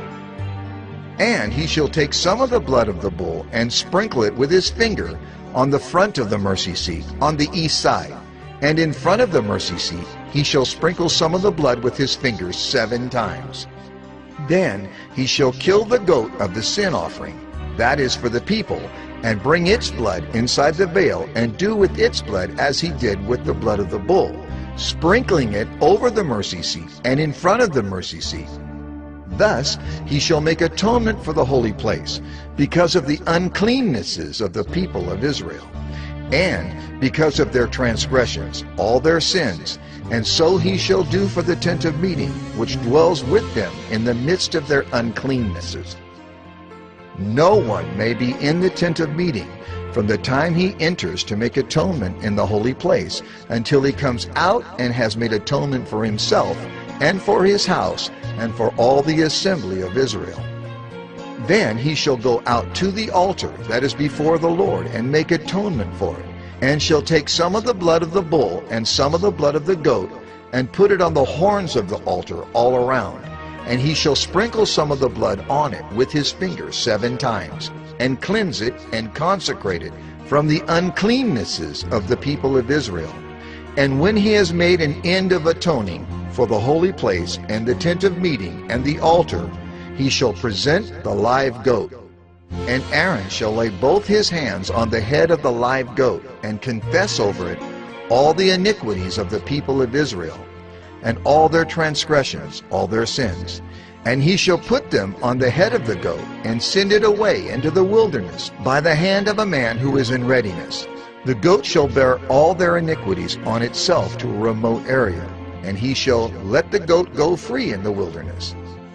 Then Aaron shall come into the tent of meeting, and shall take off the linen garments that he put on when he went into the holy place, and shall leave them there. And he shall bathe his body in water in a holy place, and put on his garments, and come out and offer his burnt offering, and the burnt offering of the people, and make atonement for himself and for the people.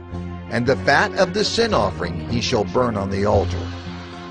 And he who lets the goat go to Azazel shall wash his clothes and bathe his body in water, and afterward he may come into the camp. And the bull for the sin offering and the goat for the sin offering, whose blood was brought in to make atonement in the holy place, shall be carried outside the camp. Their skin and their flesh and their dung shall be burned up with fire. And he who burns them shall wash his clothes and bathe his body in water, and afterward he may come into the camp. And it shall be a statute to you forever, that in the 7th month, on the 10th day of the month, you shall afflict yourselves, and shall do no work, either the native or the stranger who sojourns among you.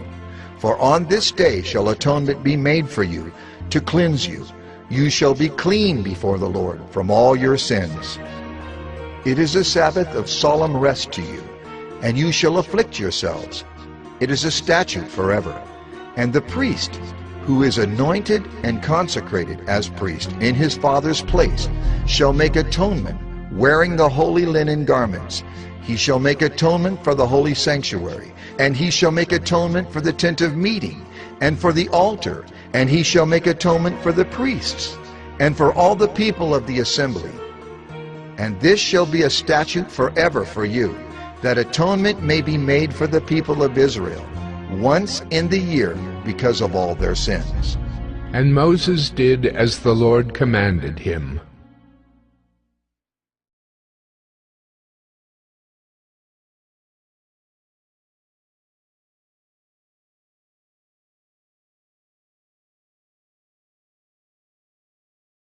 Leviticus 17.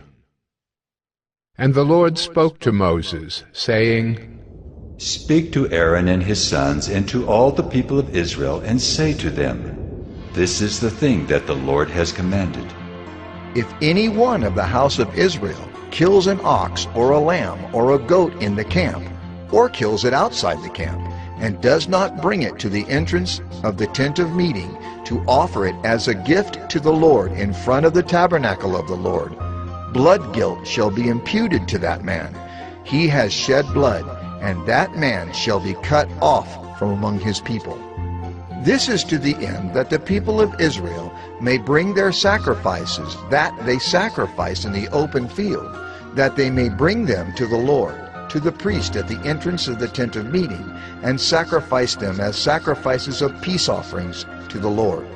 And the priest shall throw the blood on the altar of the Lord at the entrance of the tent of meeting, and burn the fat for a pleasing aroma to the Lord. So they shall no more sacrifice their sacrifices to goat demons, after whom they whore. This shall be a statute forever for them throughout their generations. And you shall say to them, Anyone of the house of Israel, or of the strangers who sojourn among them, who offers a burnt offering or sacrifice, and does not bring it to the entrance of the tent of meeting to offer it to the Lord, that man shall be cut off from his people. If any one of the house of Israel, or of the strangers who sojourn among them, eats any blood, I will set my face against that person who eats blood, and will cut him off from among his people. For the life of the flesh is in the blood, and I have given it for you on the altar to make atonement for your souls, for it is the blood that makes atonement by the life. Therefore I have said to the people of Israel, no person among you shall eat blood, neither shall any stranger who sojourns among you eat blood. Anyone also of the people of Israel, or of the strangers who sojourn among them, who takes in hunting any beast or bird that may be eaten, shall pour out its blood and cover it with earth. For the life of every creature is its blood. Its blood is its life. Therefore I have said to the people of Israel, you shall not eat the blood of any creature, for the life of every creature is its blood. Whoever eats it shall be cut off. And every person who eats what dies of itself, or what is torn by beasts, whether he is a native or a sojourner, shall wash his clothes and bathe himself in water, and be unclean until the evening. Then he shall be clean. But if he does not wash them or bathe his flesh, he shall bear his iniquity.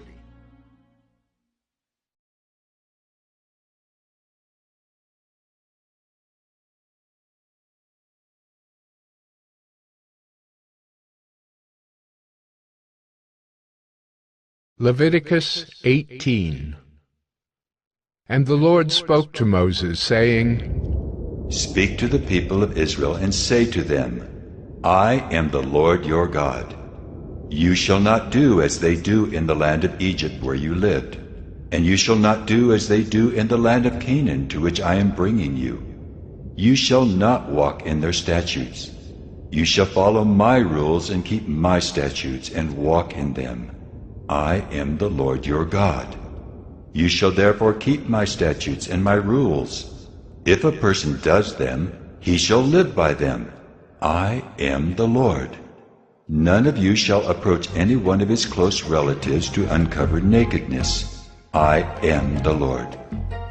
You shall not uncover the nakedness of your father, which is the nakedness of your mother.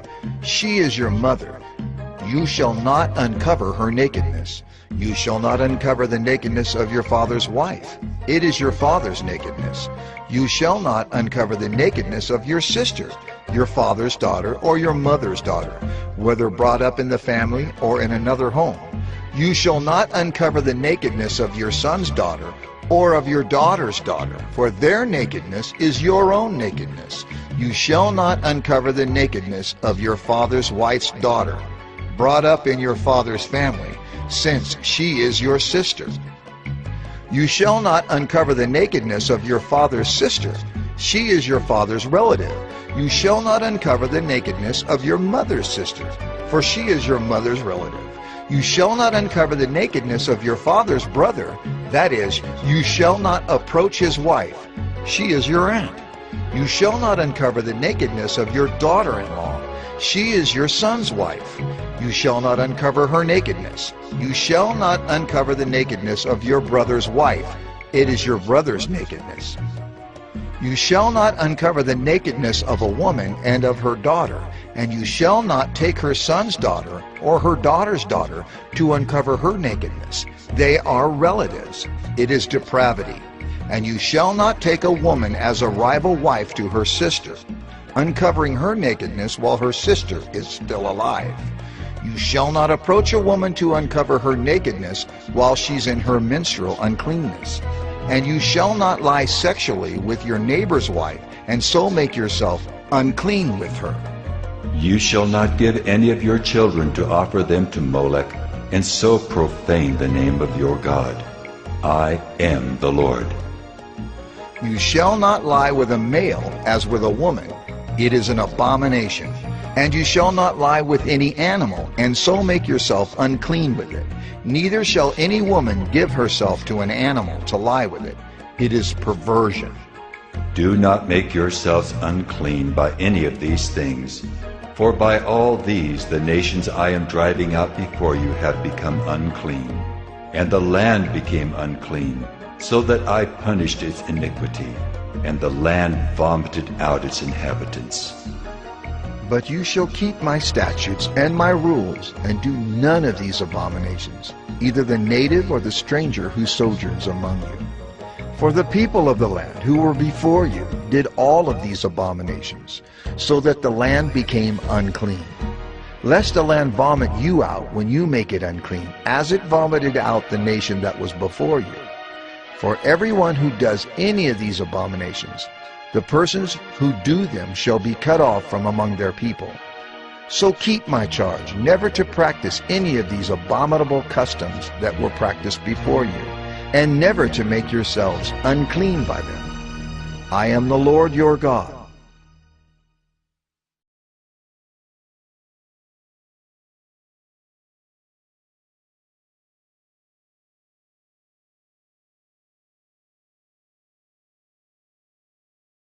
Leviticus 19. And the Lord spoke to Moses, saying, Speak to all the congregation of the people of Israel, and say to them, You shall be holy, for I, the Lord your God, am holy. Every one of you shall revere his mother and his father, and you shall keep my Sabbaths. I am the Lord your God. Do not turn to idols or make for yourselves any gods of cast metal. I am the Lord your God. When you offer a sacrifice of peace offerings to the Lord, you shall offer it so that you may be accepted. It shall be eaten the same day you offer it, or on the day after. And anything left over until the third day shall be burned up with fire. If it is eaten at all on the third day, it is tainted. It will not be accepted. And everyone who eats it shall bear his iniquity, because he has profaned what is holy to the Lord, and that person shall be cut off from his people. When you reap the harvest of your land, you shall not reap your field right up to its edge, neither shall you gather the gleanings after your harvest. And you shall not strip your vineyard bare, neither shall you gather the fallen grapes of your vineyard. You shall leave them for the poor and for the sojourner. I am the Lord your God. You shall not steal. You shall not deal falsely. You shall not lie to one another. You shall not swear by my name falsely, and so profane the name of your God. I am the Lord. You shall not oppress your neighbor or rob him. The wages of a hired servant shall not remain with you all night until the morning. You shall not curse the deaf or put a stumbling block before the blind, but you shall fear your God. I am the Lord. You shall do no injustice in court. You shall not be partial to the poor or defer to the great, but in righteousness shall you judge your neighbor. You shall not go around as a slanderer among your people, and you shall not stand up against the life of your neighbor. I am the Lord. You shall not hate your brother in your heart, but you shall reason frankly with your neighbor, lest you incur sin because of him. You shall not take vengeance or bear a grudge against the sons of your own people, but you shall love your neighbor as yourself. I am the Lord. You shall keep my statutes. You shall not let your cattle breed with a different kind. You shall not sow your field with two kinds of seed, nor shall you wear a garment of cloth made of two kinds of material. If a man lies sexually with a woman who is a slave assigned to another man, and not yet ransomed or given her freedom, a distinction shall be made. They shall not be put to death, because she was not free, but he shall bring his compensation to the Lord, to the entrance of the tent of meeting, a ram for a guilt offering. And the priest shall make atonement for him with the ram of the guilt offering before the Lord for his sin that he has committed, and he shall be forgiven for the sin that he has committed. When you come into the land and plant any kind of tree for food, then you shall regard its fruit as forbidden. 3 years it shall be forbidden to you. It must not be eaten. And in the 4th year all its fruit shall be holy, an offering of praise to the Lord. But in the 5th year you may eat of its fruit, to increase its yield for you. I am the Lord your God. You shall not eat any flesh with the blood in it. You shall not interpret omens or tell fortunes. You shall not round off the hair on your temples or mar the edges of your beard. You shall not make any cuts on your body for the dead, or tattoo yourselves. I am the Lord. Do not profane your daughter by making her a prostitute, lest the land fall into prostitution and the land become full of depravity. You shall keep my Sabbaths and reverence my sanctuary. I am the Lord. Do not turn to mediums or necromancers. Do not seek them out, and so make yourselves unclean by them. I am the Lord your God. You shall stand up before the gray head and honor the face of an old man, and you shall fear your God. I am the Lord. When a stranger sojourns with you in your land, you shall not do him wrong. You shall treat the stranger who sojourns with you as the native among you, and you shall love him as yourself, for you are strangers in the land of Egypt. I am the Lord your God. You shall do no wrong in judgment in measures of length or weight or quantity. You shall have just balances, just weights, a just ephah, and a just hin. I am the Lord your God who brought you out of the land of Egypt. And you shall observe all my statutes and all my rules and do them. I am the Lord.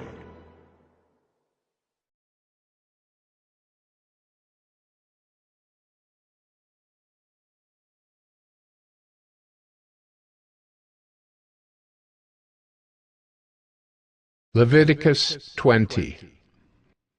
The Lord spoke to Moses, saying, Say to the people of Israel, any one of the people of Israel, or of the strangers who sojourn in Israel, who gives any of his children to Molech, shall surely be put to death.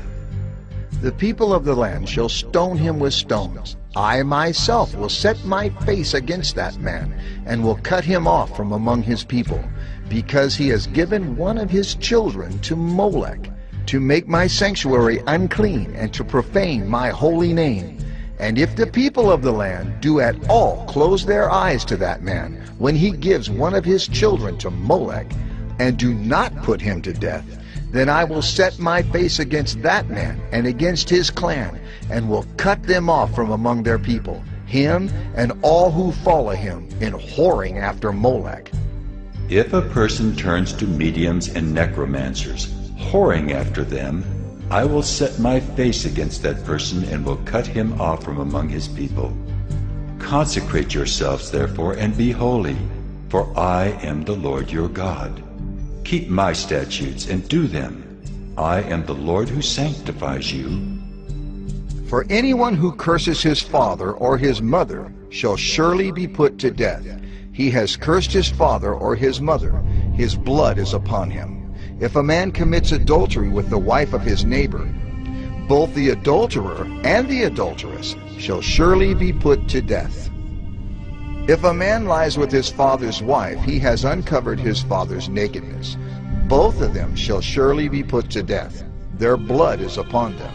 If a man lies with his daughter-in-law, both of them shall surely be put to death. They have committed perversion. Their blood is upon them. If a man lies with a male as with a woman, both of them have committed an abomination. They shall surely be put to death. Their blood is upon them. If a man takes a woman and her mother also, it is depravity. He and they shall be burned with fire, that there may be no depravity among you. If a man lies with an animal, he shall surely be put to death, and you shall kill the animal. If a woman approaches any animal and lies with it, you shall kill the woman and the animal. They shall surely be put to death. Their blood is upon them. If a man takes his sister, a daughter of his father or a daughter of his mother, and sees her nakedness, and she sees his nakedness, it is a disgrace, and they shall be cut off in the sight of the children of their people. He has uncovered his sister's nakedness, and he shall bear his iniquity. If a man lies with a woman during her menstrual period and uncovers her nakedness, he has made naked her fountain, and she has uncovered the fountain of her blood. Both of them shall be cut off from among their people. You shall not uncover the nakedness of your mother's sister or of your father's sister, for that is to make naked one's relative. They shall bear their iniquity. If a man lies with his uncle's wife, he has uncovered his uncle's nakedness.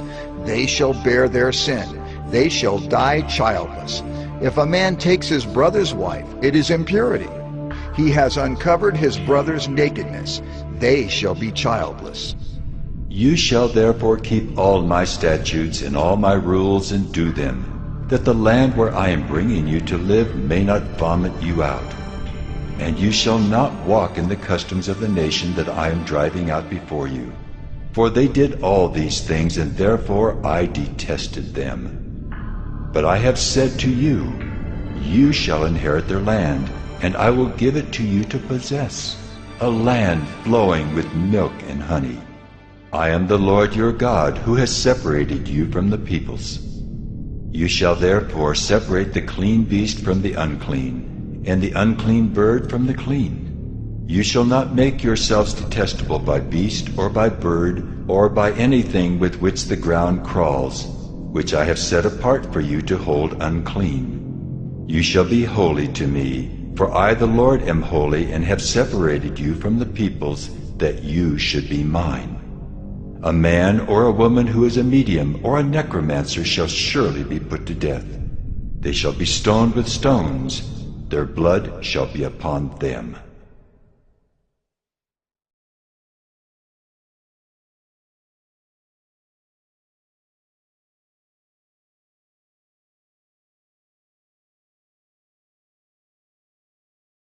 Leviticus 21.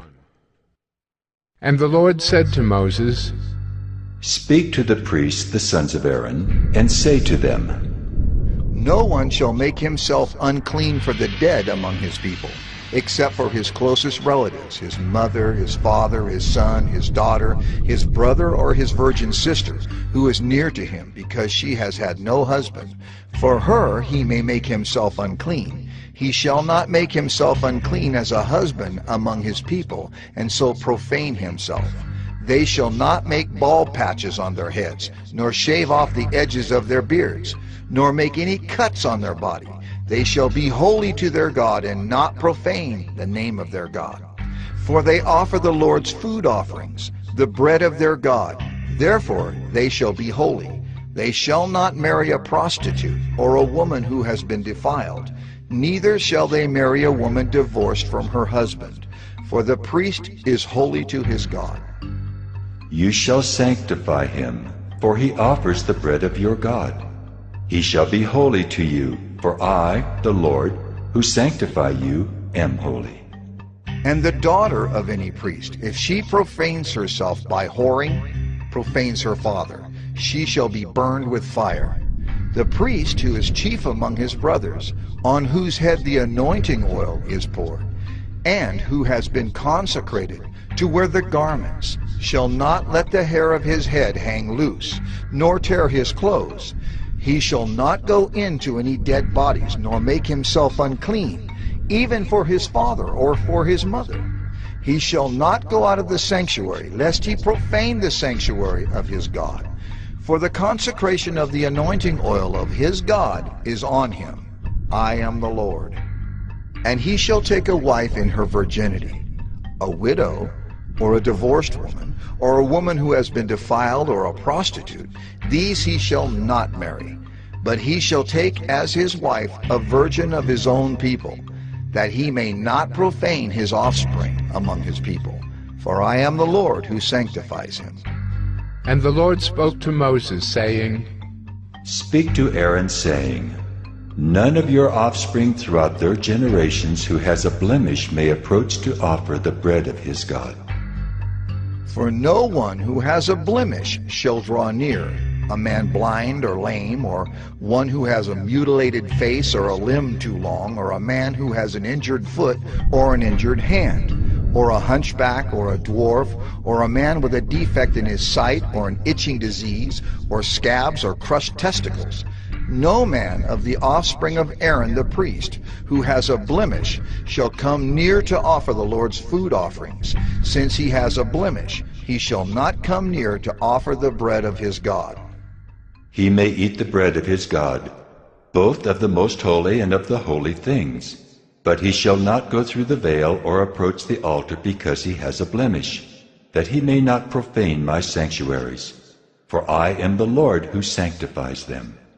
So Moses spoke to Aaron and to his sons and to all the people of Israel.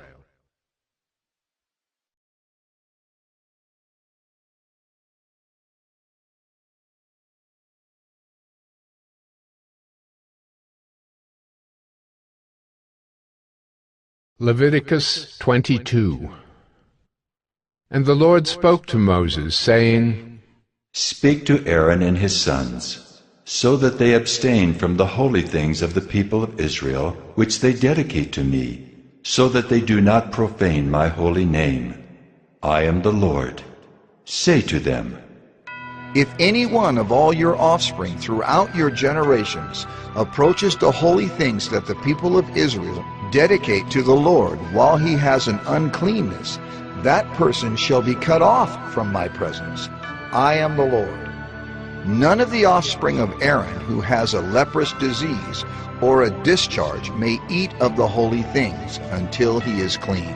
Whoever touches anything that is unclean through contact with the dead, or a man who has had an emission of semen, and whoever touches a swarming thing by which he may be made unclean, or a person from whom he may take uncleanness, whatever his uncleanness may be, the person who touches such a thing shall be unclean until the evening, and shall not eat of the holy things unless he has bathed his body in water. When the sun goes down, he shall be clean, and afterward he may eat of the holy things, because they are his food. He shall not eat what dies of itself or is torn by beasts, and so make himself unclean by it. I am the Lord. They shall therefore keep my charge, lest they bear sin for it and die thereby when they profane it. I am the Lord who sanctifies them. A layperson shall not eat of a holy thing. No foreign guest of the priest or hired servant shall eat of a holy thing. But if a priest buys a slave as his property for money, the slave may eat of it, and anyone born in his house may eat of his food. If a priest's daughter marries a layman, she shall not eat of the contribution of the holy things. But if a priest's daughter is widowed or divorced and has no child, and returns to her father's house, as in her youth, she may eat of her father's food, yet no layperson shall eat of it.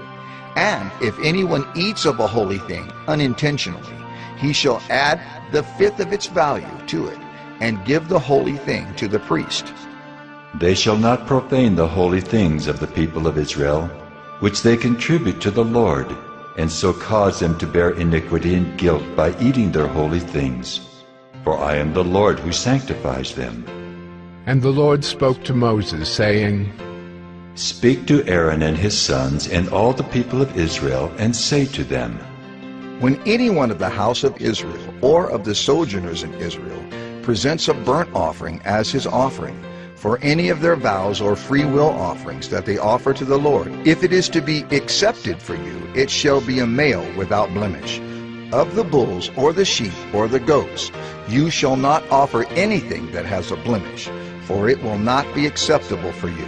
And when anyone offers a sacrifice of peace offerings to the Lord to fulfill a vow, or as a free will offering from the herd or from the flock, to be accepted it must be perfect. There shall be no blemish in it. Animals blind or disabled or mutilated or having a discharge or an itch or scabs you shall not offer to the Lord, or give them to the Lord as a food offering on the altar. You may present a bull or a lamb that has a part too long or too short for a free will offering, but for a vow offering it cannot be accepted. Any animal that has its testicles bruised or crushed or torn or cut you shall not offer to the Lord. You shall not do it within your land. Neither shall you offer as the bread of your God any such animals gotten from a foreigner, since there is a blemish in them. Because of their mutilation they will not be accepted for you. And the Lord spoke to Moses, saying, When an ox or sheep or goat is born, it shall remain 7 days with its mother, and from the 8th day on it shall be acceptable as a food offering to the Lord. But you shall not kill an ox or a sheep and her young in 1 day. And when you sacrifice a sacrifice of thanksgiving to the Lord, you shall sacrifice it so that you may be accepted. It shall be eaten on the same day. You shall leave none of it until morning. I am the Lord. So you shall keep my commandments and do them. I am the Lord. And you shall not profane my holy name, that I may be sanctified among the people of Israel. I am the Lord who sanctifies you, who brought you out of the land of Egypt to be your God. I am the Lord.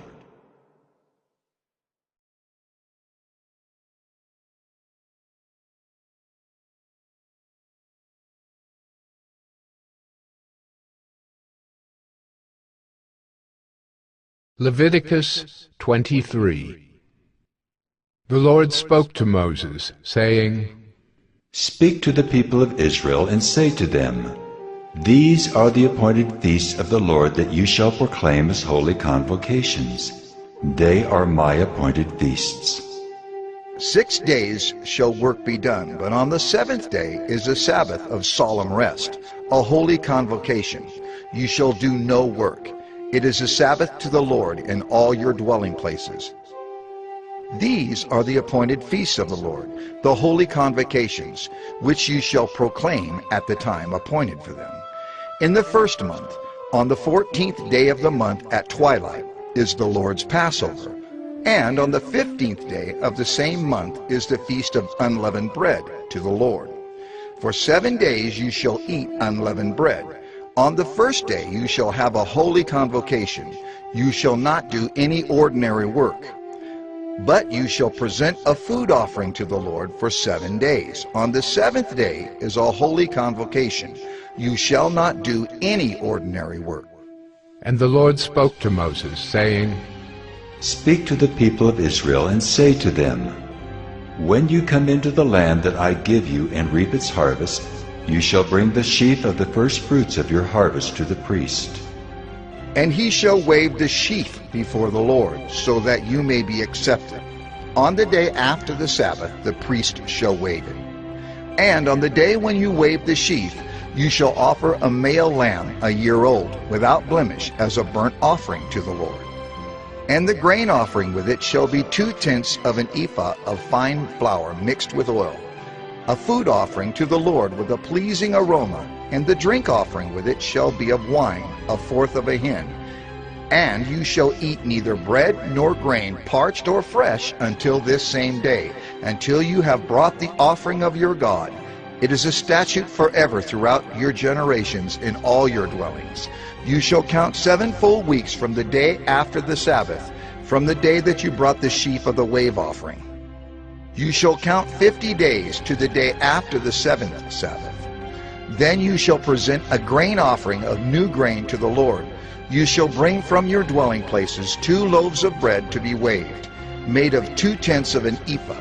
They shall be of fine flour, and they shall be baked with leaven, as first fruits to the Lord. And you shall present with the bread 7 lambs, a year old without blemish, and 1 bull from the herd, and 2 rams. They shall be a burnt offering to the Lord, with their grain offering and their drink offerings, a food offering with a pleasing aroma to the Lord. And you shall offer 1 male goat for a sin offering, and 2 male lambs a year old as a sacrifice of peace offerings. And the priest shall wave them with the bread of the firstfruits as a wave offering before the Lord, with the 2 lambs. They shall be holy to the Lord for the priest. And you shall make proclamation on the same day. You shall hold a holy convocation. You shall not do any ordinary work.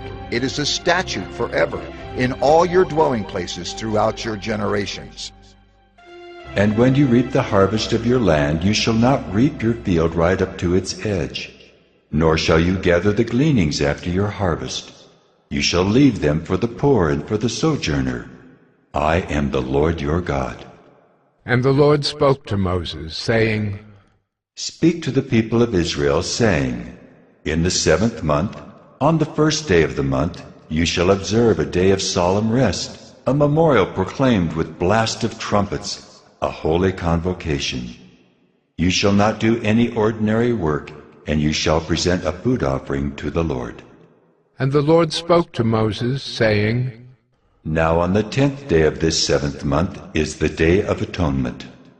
It shall be for you a time of holy convocation, and you shall afflict yourselves, and present a food offering to the Lord, and you shall not do any work on that very day. For it is a day of atonement, to make atonement for you before the Lord your God. For whoever is not afflicted on that very day shall be cut off from his people. And whoever does any work on that very day, that person I will destroy from among his people. You shall not do any work. It is a statute forever throughout your generations in all your dwelling places. It shall be to you a Sabbath of solemn rest, and you shall afflict yourselves. On the 9th day of the month, beginning at evening, from evening to evening shall you keep your Sabbath. And the Lord spoke to Moses, saying, Speak to the people of Israel, saying, On the 15th day of this 7th month, and for 7 days is the Feast of Booths to the Lord. On the 1st day shall be a holy convocation. You shall not do any ordinary work. For 7 days you shall present food offerings to the Lord. On the 8th day you shall hold a holy convocation, and present a food offering to the Lord. It is a solemn assembly. You shall not do any ordinary work. These are the appointed feasts of the Lord, which you shall proclaim as times of holy convocation, for presenting to the Lord food offerings, burnt offerings, and grain offerings, sacrifices and drink offerings, each on its proper day, besides the Lord's Sabbath, and besides your gifts, and besides all your vow offerings, and besides all your free will offerings, which you give to the Lord. On the 15th day of the 7th month, when you have gathered in the produce of the land, you shall celebrate the feast of the Lord 7 days. On the 1st day shall be a solemn rest, and on the 8th day shall be a solemn rest. And you shall take on the 1st day the fruit of splendid trees, branches of palm trees, and boughs of leafy trees, and willows of the brook, and you shall rejoice before the Lord your God 7 days. You shall celebrate it as a feast to the Lord for 7 days in the year. It is a statute forever throughout your generations. You shall celebrate it in the 7th month. You shall dwell in booths for 7 days. All native Israelites shall dwell in booths, that your generations may know that I made the people of Israel dwell in booths when I brought them out of the land of Egypt. I am the Lord your God. Thus Moses declared to the people of Israel the appointed feasts of the Lord.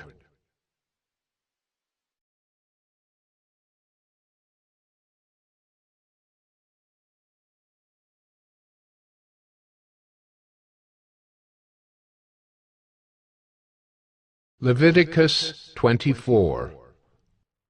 The Lord spoke to Moses, saying, Command the people of Israel to bring you pure oil from beaten olives for the lamp, that a light may be kept burning regularly. Outside the veil of the testimony, in the tent of meeting, Aaron shall arrange it from evening to morning before the Lord regularly.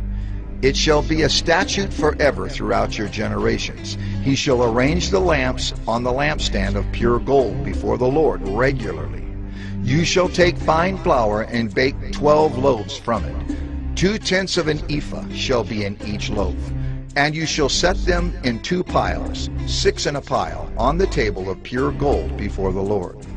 And you shall put pure frankincense on each pile, that it may go with the bread as a memorial portion, as a food offering to the Lord. Every Sabbath day Aaron shall arrange it before the Lord regularly. It is from the people of Israel, as a covenant forever.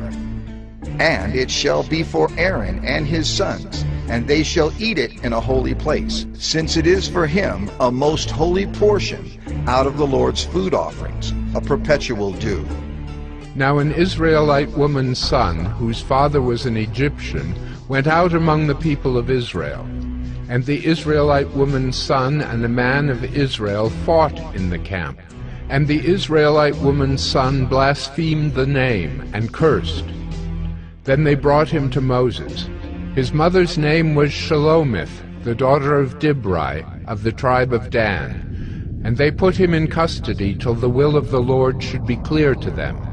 Then the Lord spoke to Moses, saying, Bring out of the camp the one who cursed, and let all who heard him lay their hands on his head, and let all the congregation stone him. And speak to the people of Israel, saying, Whoever curses his God shall bear his sin. Whoever blasphemes the name of the Lord shall surely be put to death.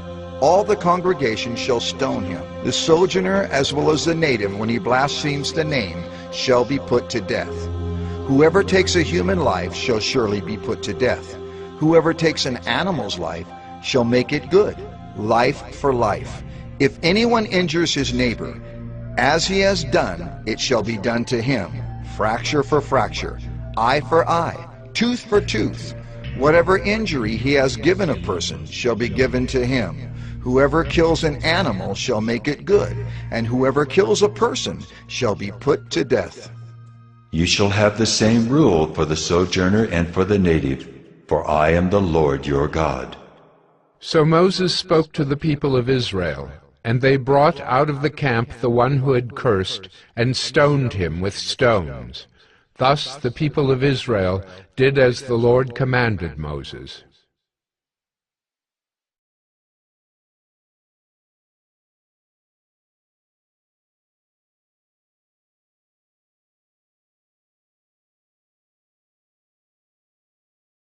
Leviticus 25. The Lord spoke to Moses on Mount Sinai, saying, Speak to the people of Israel and say to them, When you come into the land that I give you, the land shall keep a Sabbath to the Lord. For 6 years you shall sow your field, and for 6 years you shall prune your vineyard and gather in its fruits. But in the 7th year there shall be a Sabbath of solemn rest for the land, a Sabbath to the Lord. You shall not sow your field or prune your vineyard. You shall not reap what grows of itself in your harvest, or gather the grapes of your undressed vine. It shall be a year of solemn rest for the land. The Sabbath of the land shall provide food for you, for yourself and for your male and female slaves, and for your hired servant, and the sojourner who lives with you, and for your cattle and for the wild animals that are in your land. All its yield shall be for food. You shall count 7 weeks of years, 7 times 7 years, so that the time of the 7 weeks of years shall give you 49 years. Then you shall sound the loud trumpet on the 10th day of the 7th month. On the day of atonement you shall sound the trumpet throughout all your land. And you shall consecrate the 50th year, and proclaim liberty throughout the land to all its inhabitants. It shall be a jubilee for you, when each of you shall return to his property, and each of you shall return to his clan. That 50th year shall be a jubilee for you. In it you shall neither sow nor reap what grows of itself, nor gather the grapes from the undressed vines, for it is a jubilee. It shall be holy to you. You may eat the produce of the field. In this year of jubilee, each of you shall return to his property. And if you make a sale to your neighbor or buy from your neighbor, You shall not wrong one another. You shall pay your neighbor according to the number of years after the Jubilee, and he shall sell to you according to the number of years for crops. If the years are many, you shall increase the price, and if the years are few, you shall reduce the price, for it is the number of the crops that he is selling to you. You shall not wrong one another, but you shall fear your God, for I am the Lord your God. Therefore you shall do my statutes and keep my rules and perform them, and then you will dwell in the land securely. The land will yield its fruit, and you will eat your fill and dwell in it securely. And if you say, What shall we eat in the 7th year, if we may not sow or gather in our crop? I will command my blessing on you in the 6th year, so that it will produce a crop sufficient for 3 years. When you sow in the 8th year, you will be eating some of the old crop. You shall eat the old until the 9th year, when its crop arrives. The land shall not be sold in perpetuity, for the land is mine. For you are strangers and sojourners with me. And in all the country you possess, you shall allow a redemption of the land. If your brother becomes poor and sells part of his property, then his nearest redeemer shall come and redeem what his brother has sold. If a man has no one to redeem it, and then himself becomes prosperous and finds sufficient means to redeem it, let him calculate the years since he sold it, and pay back the balance to the man to whom he sold it, and then return to his property. But if he has not sufficient means to recover it, then what he sold shall remain in the hand of the buyer until the year of Jubilee. In the Jubilee it shall be released, and he shall return to his property. If a man sells a dwelling house in a walled city, he may redeem it within a year of its sale. For a full year he shall have the right of redemption. If it is not redeemed within a full year, then the house in the walled city shall belong in perpetuity to the buyer throughout his generations. It shall not be released in the Jubilee. But the houses of the villages that have no wall around them shall be classified with the fields of the land. They may be redeemed, and they shall be released in the Jubilee. As for the cities of the Levites may redeem at any time the houses and the cities they possess. And if one of the Levites exercises his right of redemption, then the house that was sold in a city they possess shall be released in the Jubilee. For the houses and the cities of the Levites are their possession among the people of Israel. But the fields of pasture land belonging to their cities may not be sold, for that is their possession forever. If your brother becomes poor and cannot maintain himself with you, you shall support him as though he were a stranger and a sojourner, and he shall live with you. Take no interest from him or profit, but fear your God, that your brother may live beside you. You shall not lend him your money at interest, nor give him your food for profit. I am the Lord your God, who brought you out of the land of Egypt to give you the land of Canaan, and to be your God. If your brother becomes poor beside you, and sells himself to you, you shall not make him serve as a slave. He shall be with you as a hired servant, and as a sojourner. He shall serve with you until the year of the Jubilee. Then he shall go out from you, he and his children with him, and go back to his own clan, and return to the possession of his fathers. For they are my servants, whom I brought out of the land of Egypt. They shall not be sold as slaves. You shall not rule over him ruthlessly, but shall fear your God. As for your male and female slaves whom you may have, you may buy male and female slaves from among the nations that are around you. You may also buy from among the strangers who sojourn with you, and their clans that are with you, who have been born in your land, and they may be your property. You may bequeath them to your sons after you, to inherit as a possession forever. You may make slaves of them, but over your brothers, the people of Israel, you shall not rule, one over another ruthlessly. If a stranger or sojourner with you becomes rich, and your brother beside him becomes poor, and sells himself to the stranger or sojourner with you, or to a member of the stranger's clan, then after he is sold he may be redeemed. One of his brothers may redeem him, Or his uncle or his cousin may redeem him, or a close relative from his clan may redeem him. Or if he grows rich, he may redeem himself. He shall calculate with his buyer from the year when he sold himself to him until the year of Jubilee, and the price of his sale shall vary with the number of years.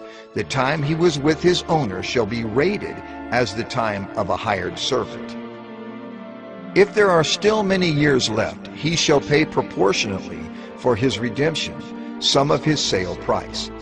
If there remain but a few years until the year of Jubilee, he shall calculate and pay for his redemption in proportion to his years of service.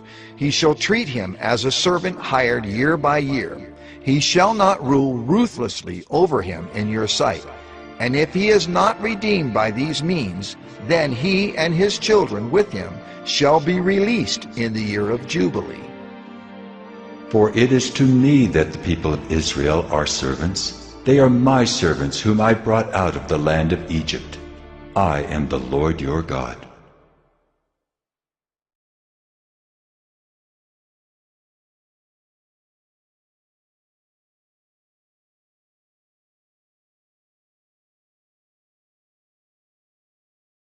Leviticus 26.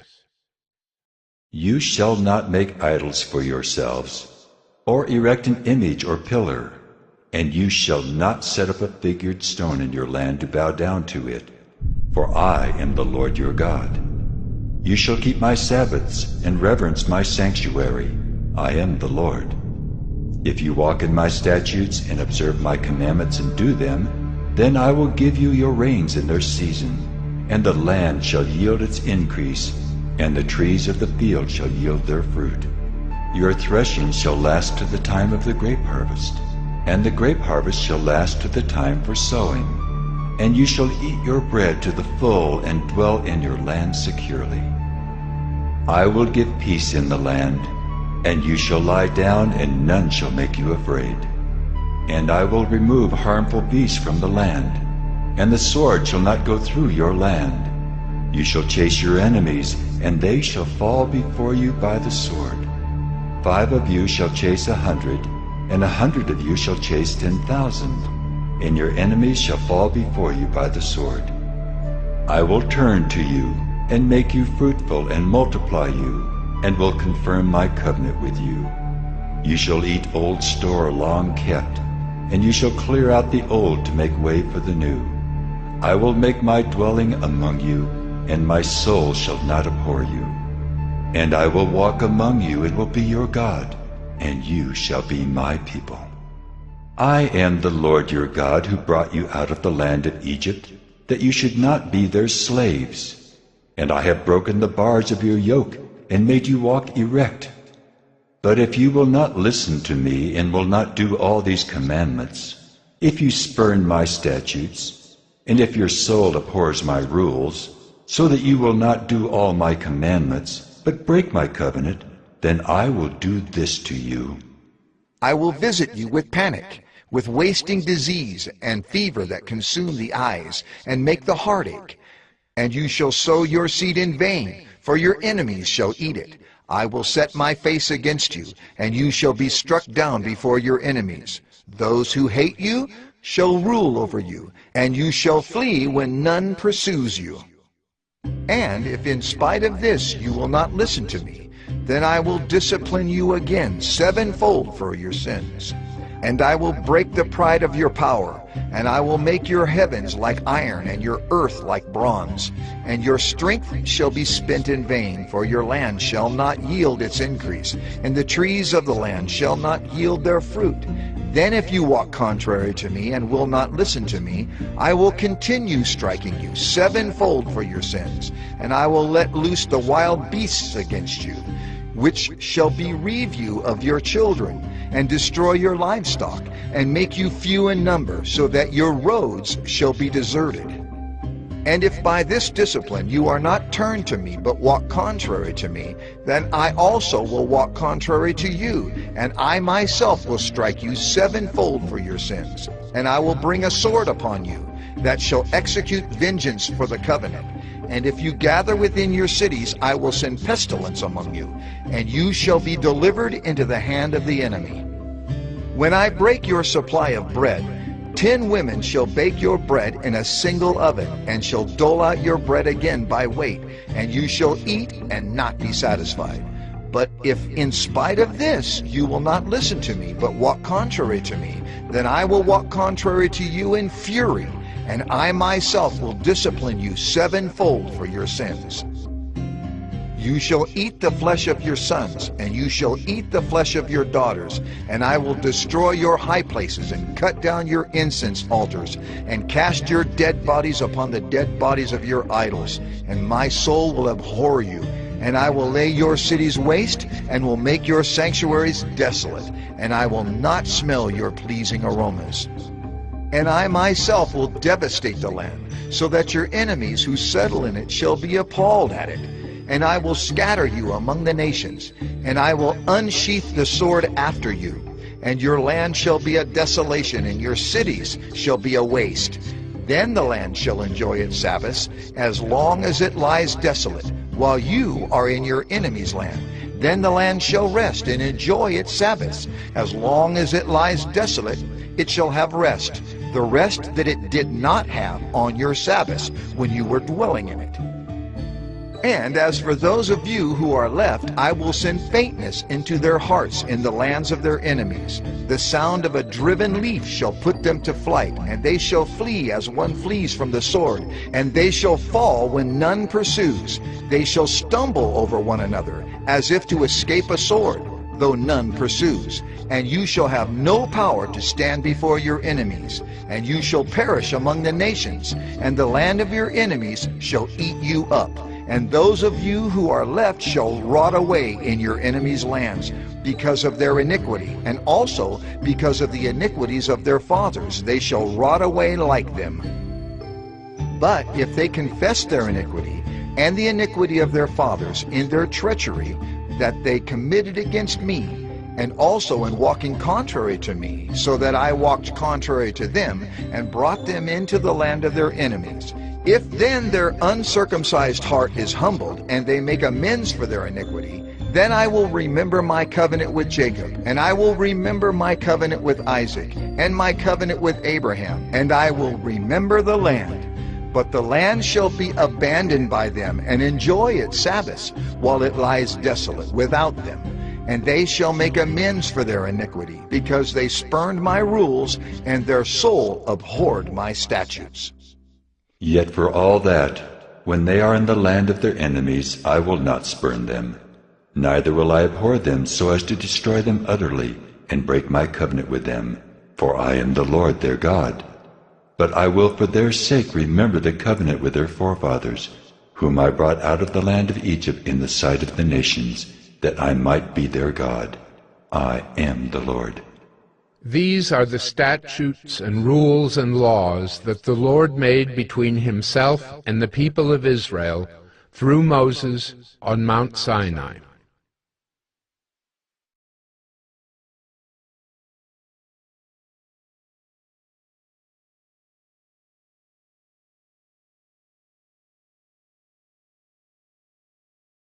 Leviticus 27.